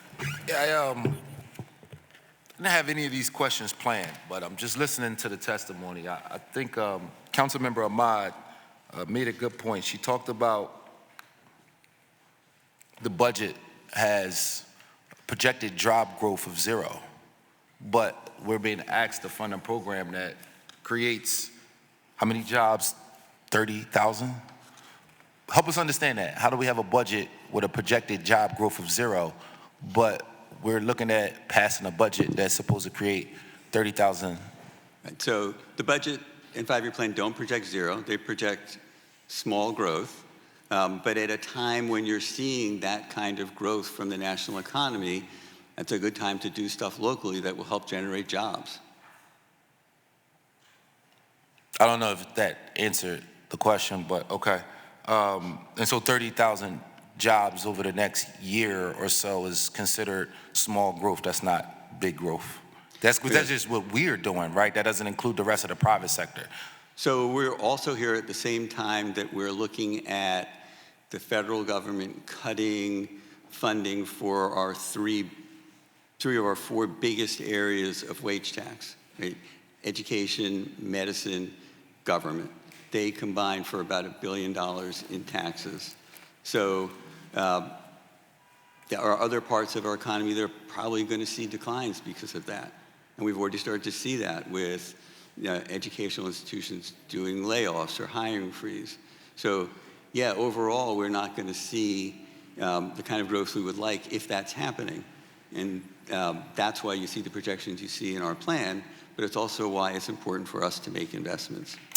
I think you make some great points. So I'm wondering, why are we getting rid of the $100,000 BERT exemption, knowing those things exist, with no significant investment in no industries at all, and no relief for small businesses on the net income portion side? I think you're absolutely right. I agree with everything you said. Yep. So help me understand those decisions if that's your thinking right now. Right. So the exemption, we like the exemption. We would rather keep it. It is going away because of legal challenge and the risk we think that challenge presents. We are proposing to invest $30 million in small businesses through commerce, through both grants and assistance with tax preparation. We also are including in our proposed plan over $200 million in tax cuts. So we have a large investment in taxes, and we have an investment in grants to our businesses. $200 million in tax cuts next year? No, over the 5-year plan is what I said.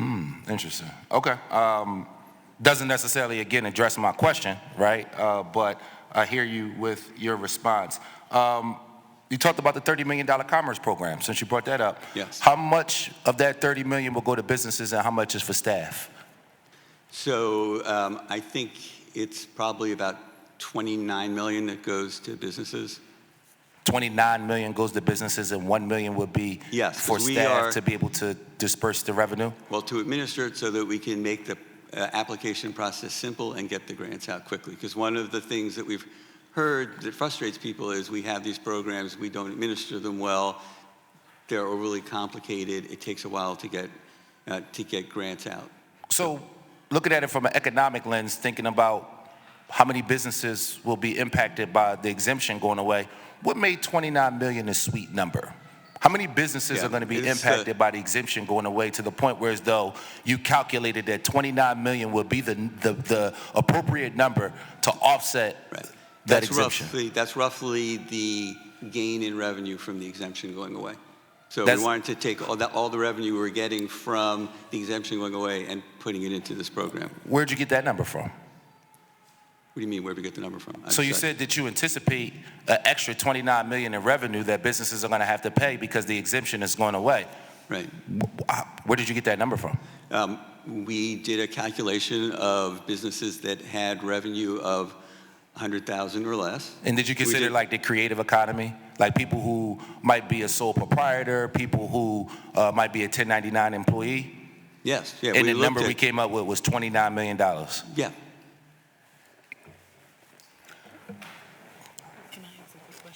Please, yes, Madam Chair. To Councilmember Thomas's point regarding the fund, I think it would be helpful if you could provide just a breakdown based on the information that you all have already shared with us for the record of what the allocation would be for that fund. Yes, we can provide that.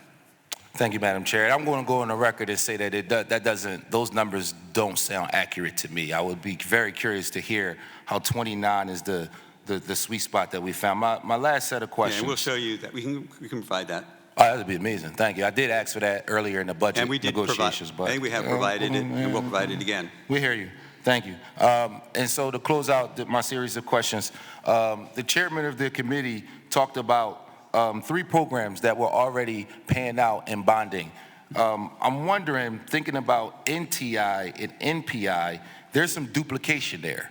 I'm wondering why are we not funding those programs at a larger amount?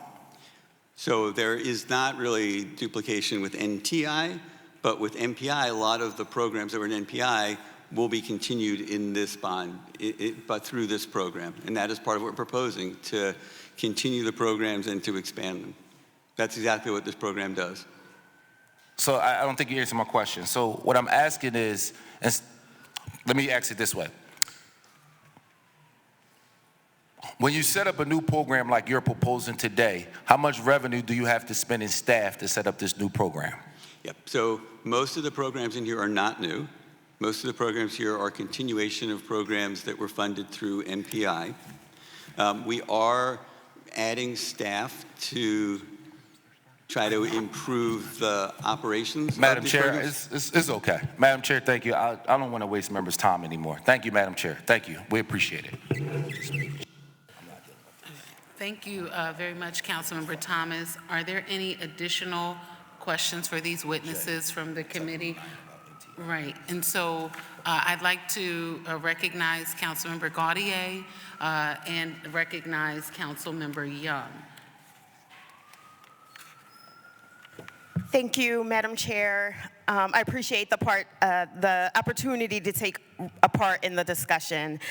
I've followed all of the questioning and the discussion so far, and I just wanted to put out another perspective for the committee members. I think we absolutely need this level of investment in housing in the city in order to make a dent in the housing crisis and in order to keep what makes Philadelphia so unique and special in place. We have seen dramatic gentrification in neighborhoods across the city, and we've also seen a lot of displacement. We've seen housing prices go up without income going up. I can speak as it relates to my district. About 54% of people who rent homes in my district are what's known as cost burdened. That means they spend more than 30%, sometimes a lot more than 30% of their income on their housing expenses. About a third of homeowners are also in that category of being cost burdened. We've lost tens of thousands of affordable apartment units over the past decade, almost 40,000 units that were renting at $800 a month, while we've gained tens of thousands of apartment units that rent for $2,000 a month in the poorest big city in the country. We've also seen real displacement of Black and brown populations from neighborhoods across the city, North Philadelphia, West Philadelphia, and other areas. We have the distinction of being a city where we still have high levels of home ownership all across the socioeconomic spectrum, where we have people who have lived in neighborhoods for generations and generations. That is at risk if they cannot afford housing in the city of Philadelphia. I don't always agree with the mayor on philosophical issues or ideological issues. I am squarely behind her on this issue that we will not get to where we want to be from a housing perspective if we don't make a bold investment. In fact, it's estimated that it would take us 200 years to generate the amount of affordable housing that we need if we keep going at our current pace and do the same thing that we're doing. And I also wanted to make a point that housing is an investment. It's not just spending for spending's sake. People cannot get a job if they do not have a reliable place to lay their heads. Children cannot learn if they're couch surfing or in precarious living situations, not to mention the jobs that will come from the initiative. I also don't doubt that we can put this money to use. We have a number of existing programs that are critically underfunded basic systems repair that allows folks to use grant money to make critical home repairs, has thousands of people on the wait list. We get about $1 million a week in requests for that program alone. Adaptive modification that helps to outfit homes for seniors and disabled people. We have thousands of people on the wait list. We started a vital acquisition program that is allowing us to purchase units on the private market and turn them into affordable housing. These things cost millions and millions of dollars in order to do effectively and in order to do in a way that will provide the impact that we need to see. And so I, for my part, have been pushing on us to use $800 million to support mostly affordable housing and the most vulnerable people in the city, but I have no doubt in my mind that we need at least $800 million in order to keep our city as special as it is and to make sure that people have a reliable place to call home every single day. Thank you. Thank you. Thank you, colleague. Thank you. Thank you very much, Councilmember Gaudier. The chair now recognizes, you have a question? I just want to ask the councilman. Okay, all right. The chair now recognizes Councilmember Thomas with a question and then recognizes. Okay, the chair will now recognize Councilmember Young. Thank you, Madam Chair. Thank you for allowing me time in this committee. And I do want to commend, the mayor's vision for our city. This is a bold step, right, as everyone reiterates. It's very commendable to take this step because housing is, is one of the crises that we go through in the city right now. But can you tell us how many borrowings in the city's history have been $800 million or more? So, the pension obligation borrowing was over $1 billion. I think there have been some water borrowings that have been 500 million. So I think the pension obligation bond was bigger. Sorry. And there was an airport borrowing that was about 700. Which airport, which generates revenue for the city. Yeah, well, and as the council member said, this also would be an investment. And how much money is projected to be spent on how much of the $800 million is projected to be spent on the development or preservation of affordable housing? So the plan has 16,500 units of preservation, 13,500 of production. How much money of the $800 million is projected to be spent on the preservation of affordable housing or the development of affordable housing? I'm going to ask Mark Dodds from Housing and Development to come up to answer that.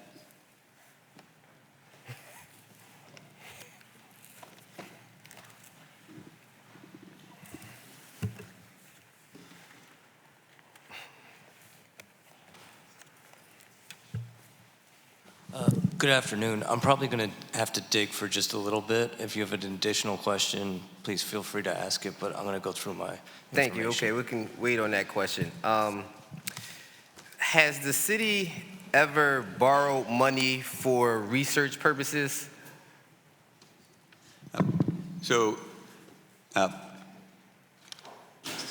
When it's part of a larger project, that has happened in the past. But I do want to add that one of the things that we have said is that we are open and eager to have conversation about appropriate funding sources within the overall home program for things like research, and to talk about whether it might make sense to, for example, pay for that out of a different funding source rather than borrowing. So is that a yes or a no? Yes, as part of larger projects. But okay. I also wanted to put on the record that we're open to talking about moving that to a different funding source. Okay, thank you. And you mentioned we're talking about the debt service on NTI, MPI, and rebuild. And you want this current budget, 5-year plan rather, to start including some debt service costs for this borrowing in that. Is that correct? That is correct. All right. And so with the difference between an $800 million borrow or $400 million borrow, you would say that's approximately about it's about a $250 million saving to the taxpayers if we cut that in half, right? Because you're saying $500 million will go in interest over time.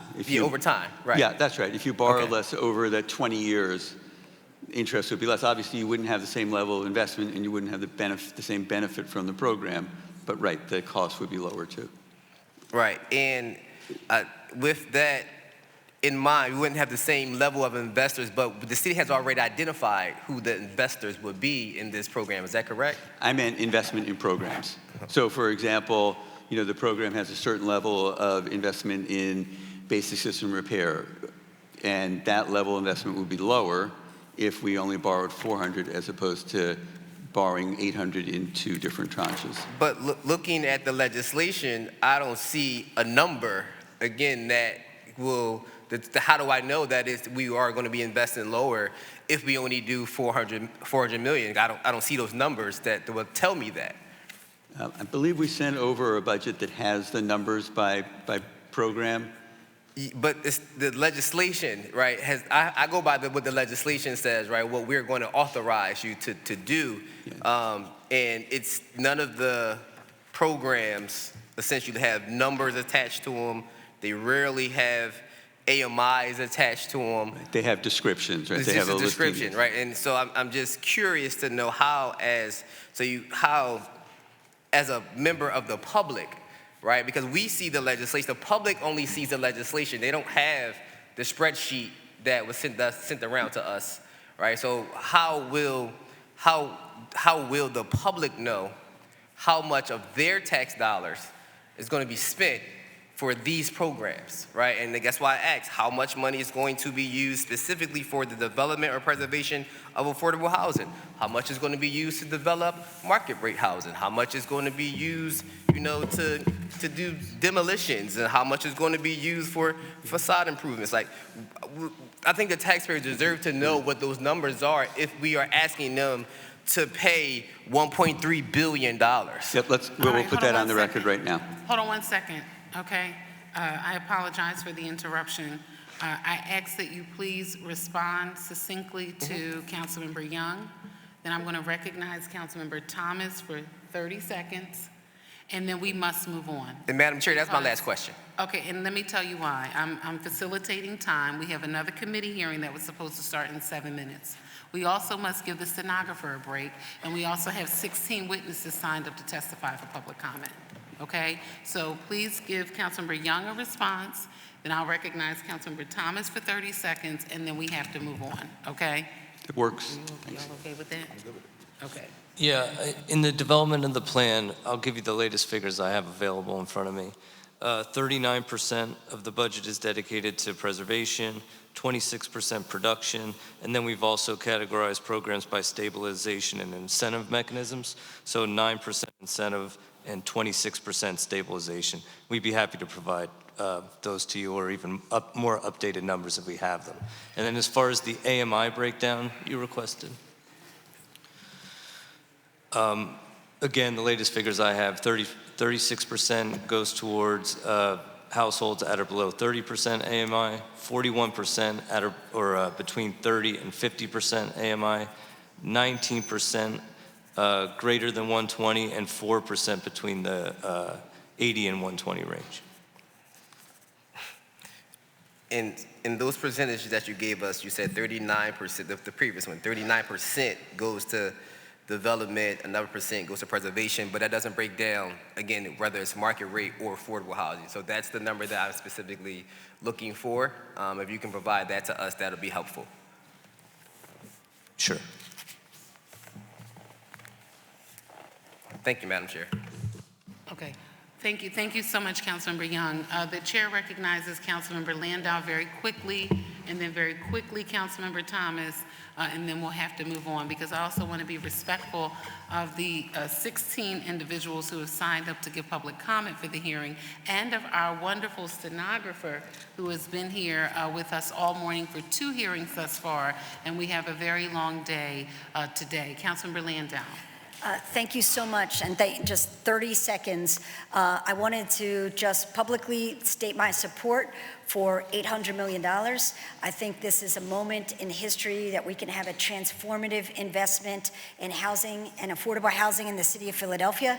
And I also want to say that the oversight that is baked into this bill for council to have will make sure that we know that the money is spent in the ways in which we want it to be spent. So thank you so much. Thank you very much, Councilmember Landau. Councilmember Thomas. Yeah, so I just want to put on the record that I'm adamantly against $800 million. I think that is not the direction that we should be going in right now, especially when we can borrow $400 now, and if we get it right, we could do the second $400 after that. I also want to put on the record that it was said that we're not starting any new programs.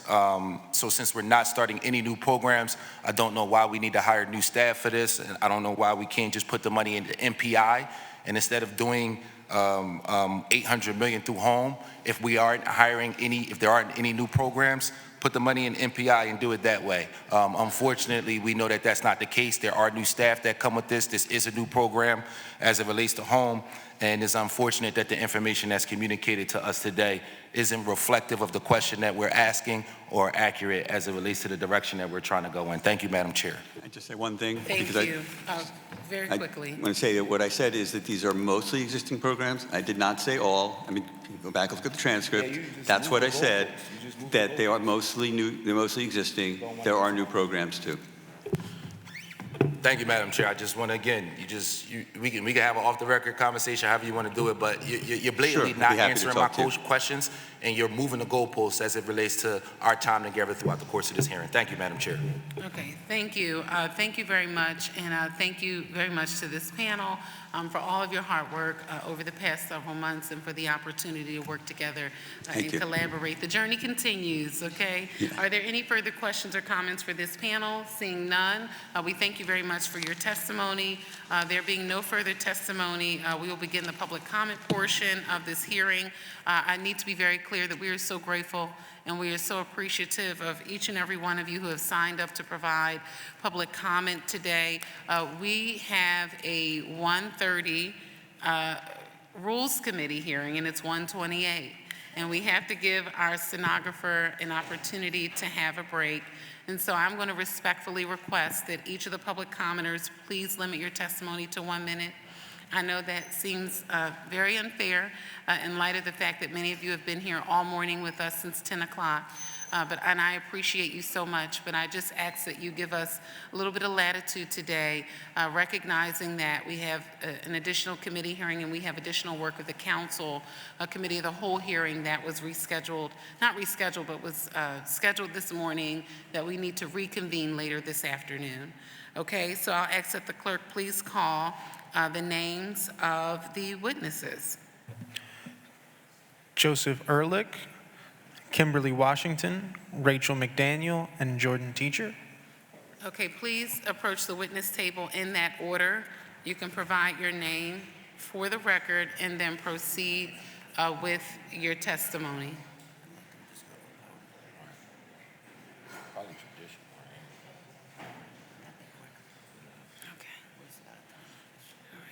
Please state your name for the record and you can proceed with your testimony.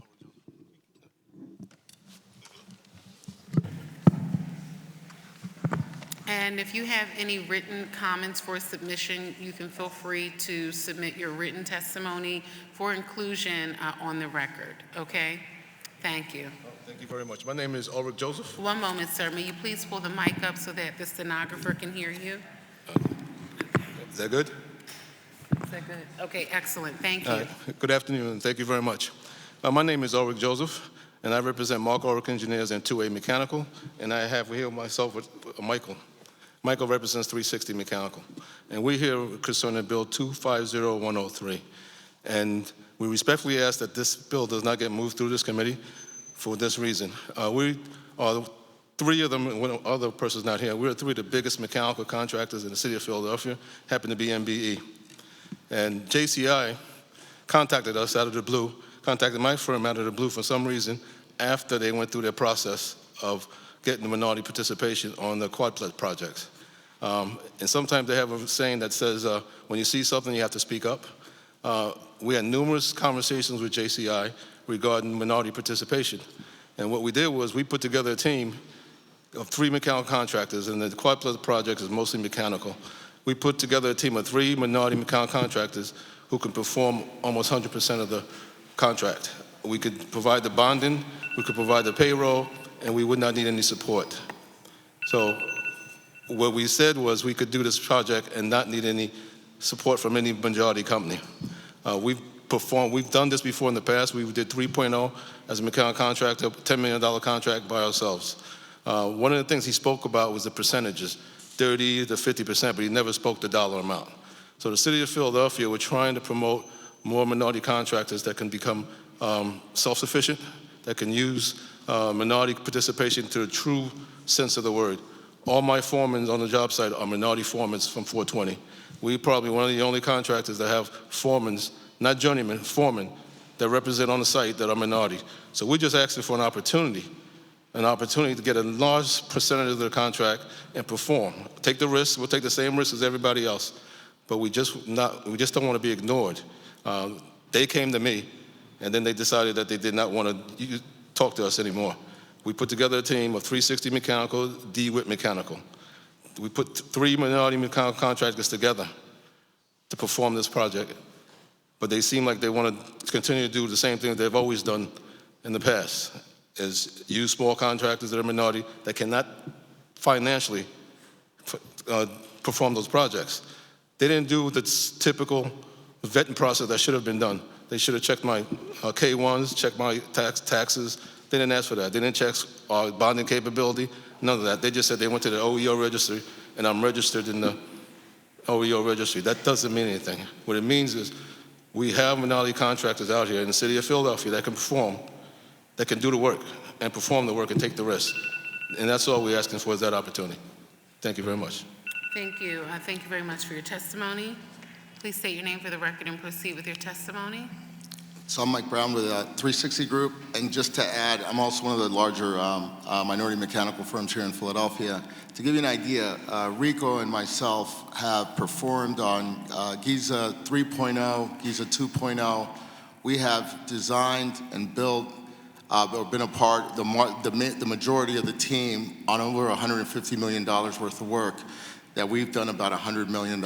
We create jobs, we have labor in multiple trades. My companies put kids through the trades where they got their through their apprenticeship to become journeymen.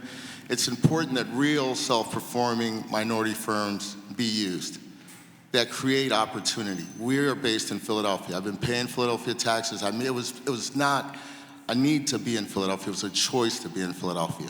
Never moved to New Jersey, grew here, made it to the Navy Yard, sat on boards, participated in community college, board of PIDC, Foundation Board of Community College. And we're telling you that this cannot continue this way if you want to end poverty and create generational wealth. Thank you. Thank you. Thank you very much for your testimony, for your public comment today. We appreciate you all being here. Thank you. Please state your name for the record and proceed with your testimony. My name is Jordan Teicher. I'm a resident of West Philadelphia, and I'm a PGW ratepayer. I'm here because, like many of the other people you're going to hear from shortly, I spent the last few years trying to raise the alarm about PGW, a public utility which has been given free rein to operate without concern for transparency, affordability, sustainability, or the future of its own workforce. I'm here today to ask that instead of rubber stamping PGW's business as usual budget, the council step up, show leadership, and force PGW serve the public interest. Right now, Philadelphians who can afford to do it are getting off gas, which is shrinking PGW's rate base. To deal with this, PGW should be comprehensively planning a managed energy transition, but instead, it's planning to make up for lost revenue by increasing residential gas bills 13% on average. And it's retaliating against organizations that are challenging this dangerous status quo. At the same time, PGW is planning to invest $8 billion on new gas lines that would lock us into burning fossil fuels for decades.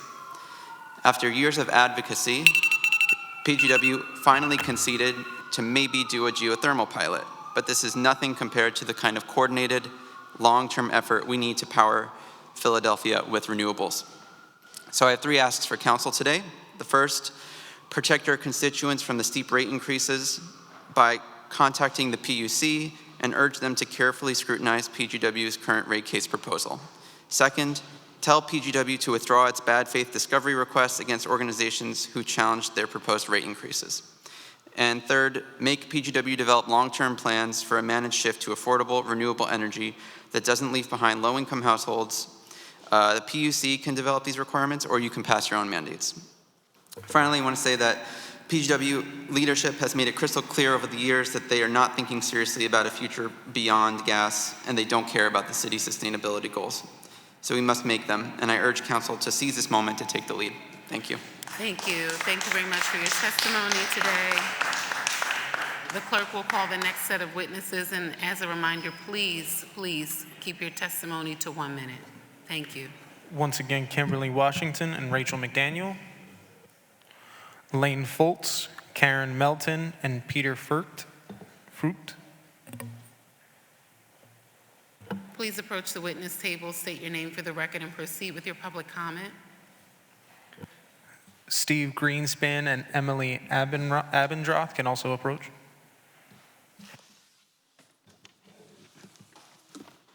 Please state your name for the record and proceed with your public comment.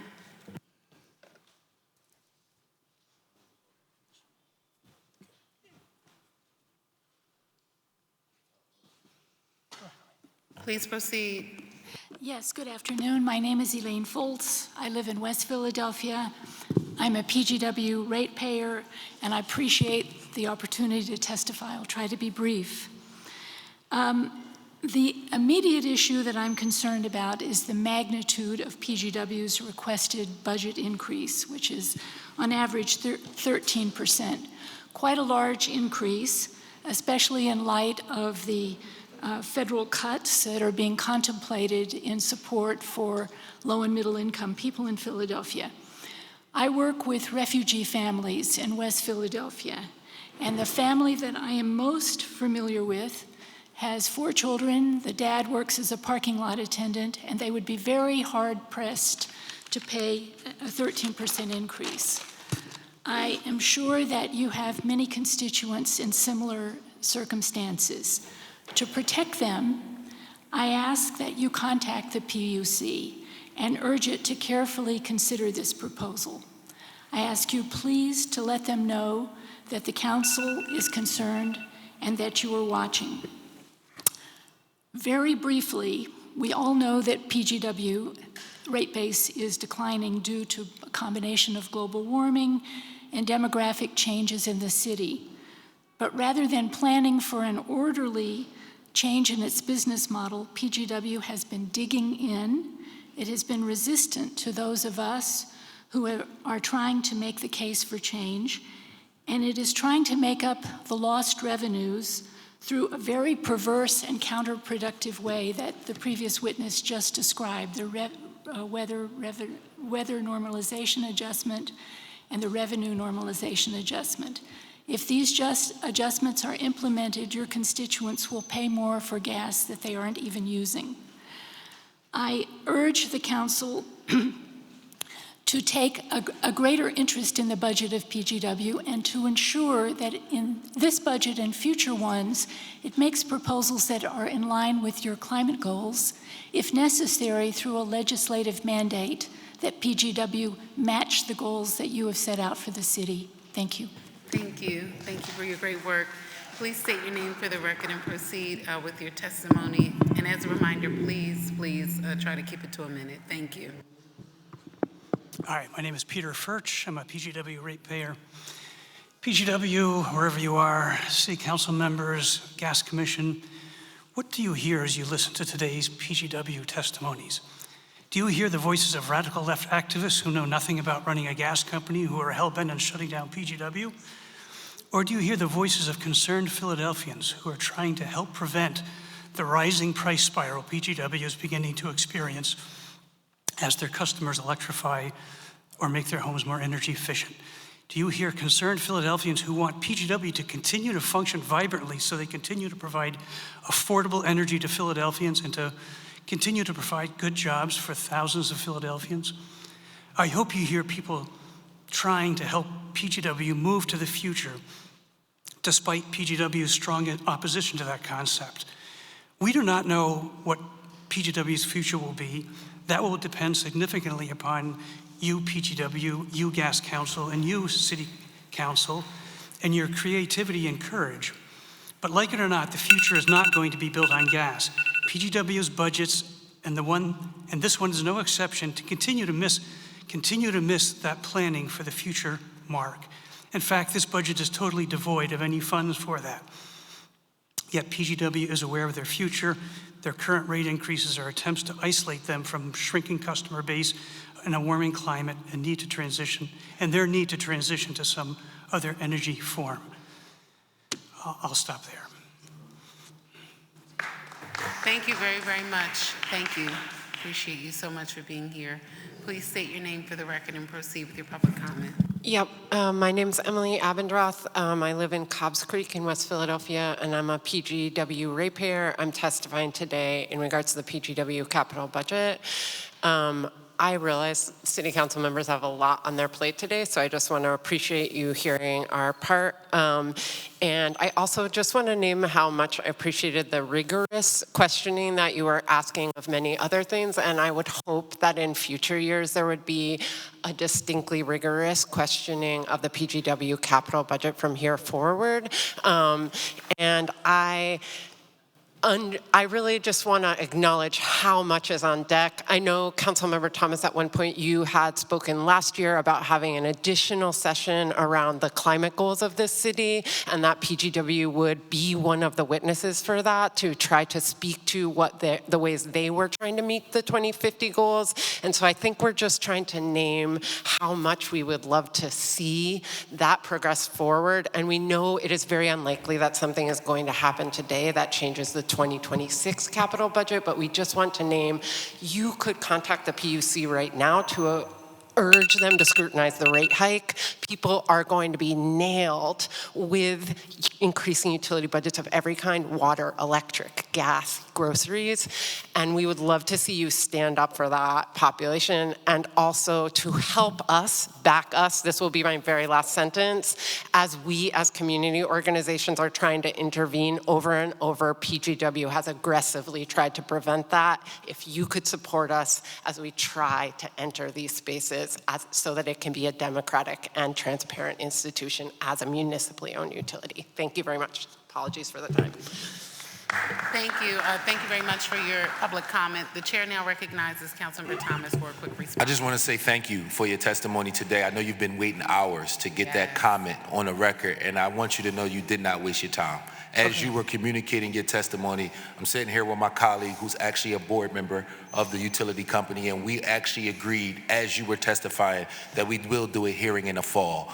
We did one last year. We'll do it again this year. We'll examine where we are as it relates to carbon neutrality and other issues that we committed to, and we'll look at some of the things that you just raised. So please be on lookout for that notice that'll come in the fall. And I want to thank you and all of the advocates who came with you for keeping that on our radar. It's very important. We have a lot of things on our plate, and without you reminding us that this is important, you know, it helps us do our job. So thank you so much. Appreciate it. Thank you. Thank you very much, Councilmember Thomas. The clerk will call the next set of folks to give public comment.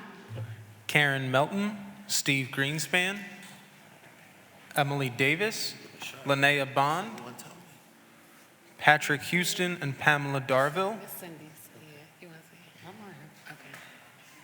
All right, please approach the witness table, state your name for the record, and proceed with your public comment. Thank you.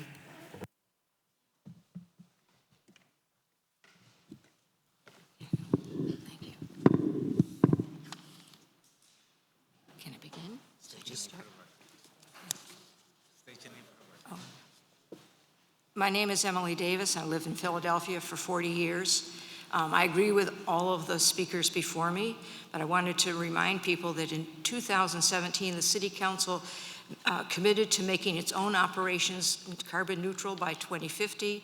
In 2019, City Council extended that commitment to 100% renewable energy for municipal operations by 2030, electricity citywide by 2035, and everything, including heat and transportation, by 2050. We own PGW. Should PGW not follow the goals set by City Council? Right now, PGW is fighting change. They attempted to enact a regulation that would bar public organizations from intervening in their budget process, and they're now retaliating against public organizations who are challenging the rate change. This budget demonstrates that PGW leadership does not care about the city or its own workers. We and they know there are better options. After all, PGW was a partner with the Office of Sustainability in the diversification study that was published 4 years ago. PGW can also see the process being made by other communities and utility companies. I ask that City Council please make sure that PGW's budgets support the city's commitment to green energy future. Thank you. Thank you very much for your public comment. Please state your name for the record and proceed with your public comment. Good afternoon. My name is Patrick Houston. I'm here testifying in regard to Bill 250528, PGW capital budget. I'm with the Here for Climate Justice Coalition, Housing, Equity, Repair, and Electrification. For climate justice, we work for safe, affordable housing and energy and home repair across the city of Philadelphia. I'll just say, I'm going to abbreviate my testimony. On my way home yesterday, I was reminded of why we do this work. I looked up at the sky, I saw the haziness from forest fires as far away as Canada. And then this morning, I think many of us may have received that notification on our phones about the dangerous air quality, the air quality alerts. So we know fossil fuels are cooking our planet, they're worsening our air quality, and they're raising our cost of living.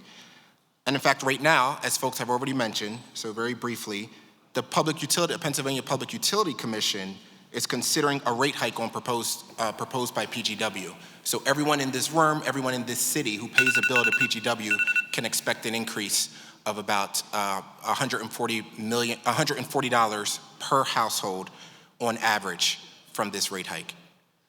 Just to summarize this all up, this is all to say, on the one hand, the budget opens this opportunity for council to engage in this process and to push PGW towards thinking about how are we securing affordable and sustainable energy for our city in line with the rest of our social equity goals, our economic opportunity goals, and our racial justice goals. And so would urge, we know this is the 11th hour for this budget, but to recognize that opportunity. And I will say one last thing, things that make me hopeful is that willingness to engage, as we just saw demonstrated by Councilmember Thomas and Driscoll. What makes me more concerned is PGW's reticence to respond to public concern. Thank you. Thank you very much for your public comment. Please state your name. Please state your name for the record and proceed with your public comment. Thank you. My name is Linnea Bond. I'm a Spring Garden resident and the Director of Education for Physicians for Social Responsibility Pennsylvania. PSRPA is one of the groups intervening in PGW's rate case at the PUC right now, where, as you've heard, PGW is asking for multiple forms of rate increases because gas demand is declining, which is both a climate necessity and a marketplace reality. More and more people are confronting PGW, saying we need planning and solutions that aren't supplied by the fossil fuel industry, whose financial interests run contrary to declining demand and climate change. But PGW is responding to the more and more people who want to solve this, who are concerned for health, affordability, job security for labor, and climate change. They're responding to those who are legally intervening with discovery requests demanding internal documents and information on our members, violating First Amendment rights, similar to attacks we see at the national level supported by a constitution-defying federal government. In addition to needing budgets that match now 6-year-old resolution 190728 to end Philadelphia's methane use by 2050, I ask you to stand up for the people who are trying to participate in and enable others to participate in this conversation that affects their pocketbooks and the planet we live on. Thank you. Thank you. Thank you very much for your public comment and for being here today, each of you. Thank you very much. The clerk will please call the next set of witnesses to provide public comment.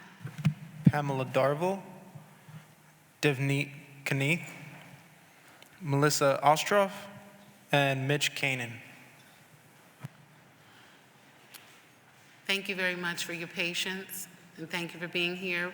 Please state your name for the record and proceed with your public comment.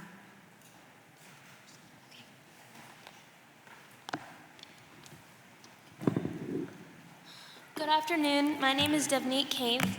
I'm concerned about Bill 250528, the budget proposed by PGW. I've been a resident of Philly for 8 years. I'm a PGW ratepayer, and I'm also a student doctor at Drexel. I have a master's in public health, and I'm on the board of Physicians for Social Responsibility Pennsylvania. I plan to be an OBGYN and to work every day to keep mothers healthy and to bring babies into this world safely. PGW's plans to continue investment into fossil fuel infrastructure does not align with those goals. Numerous studies have already linked air pollution and climate change to severe diseases such as asthma, high blood pressure, and cancer, and also increased healthcare costs. Especially in a city where 1 in 4 children are suffering from asthma, this is undeniably a poor investment into our health and futures. Additionally, it must be recognized that low-income residents will be the most burdened by this approach, including me, a no-income student. The proposal increases utility rates, as people have said, and I'm concerned about the poor health outcomes that this will exacerbate in my patients today. I ask Council to protect their constituents from the rate increases, the retaliatory discovery from PGW, and compel PGW to require transparent plans to an affordable and renewable future. Thank you very much for your public comment. Please state your name for the record and proceed with your testimony. Mitch is one of the members of our Committee on the Environment's Advisory Committee, so we appreciate the work that you've done. Please proceed with your public comment. Great, thanks so much. Mitch Channon, and I am a nearly lifelong Northeast Philly resident and a member of a union family. And I'm here to testify primarily about 250528, the PGW capital budget. If it's okay, I just want to mention very briefly on the home plan. I remain really confused how we're handling basic system repair when the plan is to not increase funding substantially, yet raise the income cap for people who are eligible when there are already thousands of people waiting. And I would just ask that City Council please provide robust oversight for the rollout of the home plan, particularly the home repair elements. I don't understand how it's supposed to work to increase the eligibility to people with higher incomes while there are thousands of people at the current income level who are waiting when we're not increasing funding. How is that going to work? How are we going to make sure people get their homes fixed? On the PGW capital budget, I don't want to repeat too much of what has been said. I share the values and goals and concerns that people have already raised, and I want to say a couple additional things. So I appreciate the work that the Gas Commission does to review PGW's budgets. The Gas Commission is not resourced to or mandated to review PGW's business plans or budgets for compliance with the city's climate goals or even its long-term business viability. A number of us, I'm part of Power Interfaith, 7 of our organizations are currently challenging PGW's proposed rate increase at the Public Utility Commission. We're opposing rate increases that will be unaffordable for people who are already struggling. And in addition, we're asking the Public Utility Commission to mandate a new kind of long-term planning to bring PGW's budgets, investments, and business plans into line with the city's climate goals and the changing energy marketplace. As people have mentioned, demand for gas is declining while PGW is increasing its infrastructure expenditures on gas. That is not a viable long-term plan. So we're asking the PUC to take responsibility for creating a new long-term planning process. We would love for City Council to add their voices to tell the PUC that they think that's a good idea. We have just submitted voluminous expert testimony that's very good. We can share it with you if you'd like to review it. Finally, on that point, as people have mentioned, PGW's lawyers are being extremely hostile and aggressive towards organizations representing the public who are trying to take part in this process by demanding that we provide private information, meeting notes, strategy, internal emails, information about our members. None of that is necessary. I regard that as a hostile attack on public participation.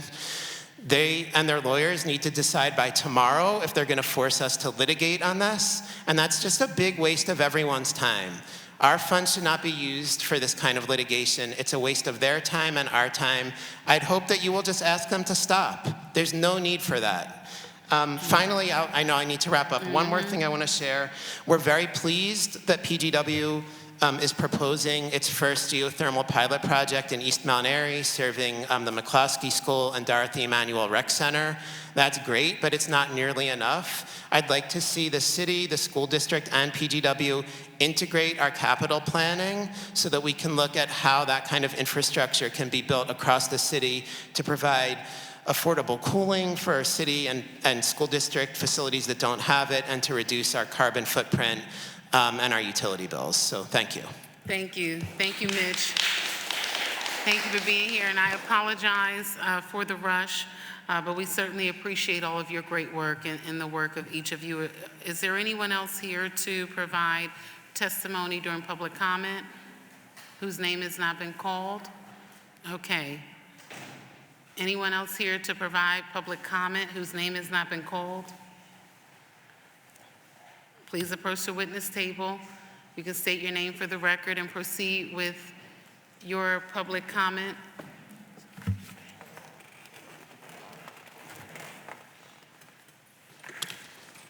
Good afternoon, Madam Chair. Mo Rushdie, President of the Philadelphia Building Industry Association. I know we're running behind today, so I promise this will be 90 seconds. I just wanted to share my experience that I have been part of the board of the Home Initiative that included a lot of nonprofits, for-profits, stakeholders from within the community, and there was questions about the existing programs versus new programs. One of the things that I personally caution anyone to do is to do new programs for the sake of doing new programs. We do know that some specific programs work very well. BSRP works very well. Subsidizing and providing gap financing for affordable housing, preserving and new construction. We have about $255 million out of the $800 million going there to preserve affordable housing. We know that the Turn the Key has done fabulous things in the neighborhoods. They have enabled equity in neighborhoods. People are staying in their homes. They're getting about a couple $100,000 of equity day one. It is the best program in the country, and that's why there is over $120 million of the $800 million going towards Turn the Key. There is $44 million that's going towards small landlord repairs. I'm sure a lot of people were here during yesterday's hearings, and we're talking about that we have 40,000 properties that are run down that need money to get repaired. We have to know that a lot of these properties are running on fumes. For someone to change a roof, they don't have the $10,000 to change the roof, and at the end of the day, the tenant suffers. So the programs that are in the initiative are very well thought through. They are through actually asking around the communities and the people to see what actually works versus what doesn't. The Accelerator Fund, $26 million. I chair the Philadelphia Accelerator Fund. $5 million has leveraged $50 million worth of projects. $50 million worth of project leveraged 200 affordable units for 100% Black and Brown owned businesses. So when we were talking about $26 million for Accelerator Fund, that comes to about $250 million worth of projects for 100% Black and Brown owned developers. That's going to have an economic impact of over $1.25 billion, and it's going to create over 1,000 homes, 51% of them at least affordable by 100% Black and Brown businesses. So again, this program has thought of everyone and every aspect, preservation and new construction. There was no special interest going into this. This was really about what is best for the communities. And so I support the mayor's $800 million bond program and the programs that have been outlined breaking down that $800 million. Thank you so much. Thank you. Thank you very, very much for your public comment, and thank you for being here. Is there anyone else here to provide public comment whose name has not been called? Okay, seeing none, we thank you all so much for being here.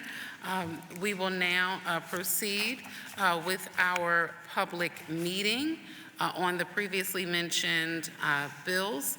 Clerk, will you please call the roll to take attendance? Members that are in attendance will please indicate that you are present when your name is called. Councilmember Jones. Present. Councilmember Thomas. Present. Councilmember Ahmad. Councilmember Driscoll. Present. Okay. Vice Chair Bass. Present. Chair Gilmore Richardson. I am present. A quorum of the committee is present, and I'd like to thank each and every member of the Committee on Finance for being here today for this marathon hearing. I appreciate each and every one of you, and thank you for your great work on the committee. I'd also like to thank all of the witnesses who have provided testimony today and all of the witnesses who provided public comment. We certainly appreciate each and every one of you. We will now stand in recess until June 4th, 2025 at 5 p.m. Second. Okay? A second. We don't need a motion on this one. Yeah. The Committee on Finance will be in recess until 5 p.m. today. We will now entertain a motion to that effect. Thank you, Madam Chair. I make a motion that the Committee on Finance stand in recess until 5 p.m. this afternoon. Second. Second. It has been moved and properly seconded that the Committee on Finance stand in recess until 5 p.m. today. All those in favor will indicate by stating aye. Aye. Those opposed? The ayes have it, and the Committee on Finance public meeting will stand in recess until 5 p.m. today. Thank you all so much for being here. And as an announcement, we have our Madam Chair Lady of Rules here. The Rules Committee hearing will start at 2:45 p.m. Thank you.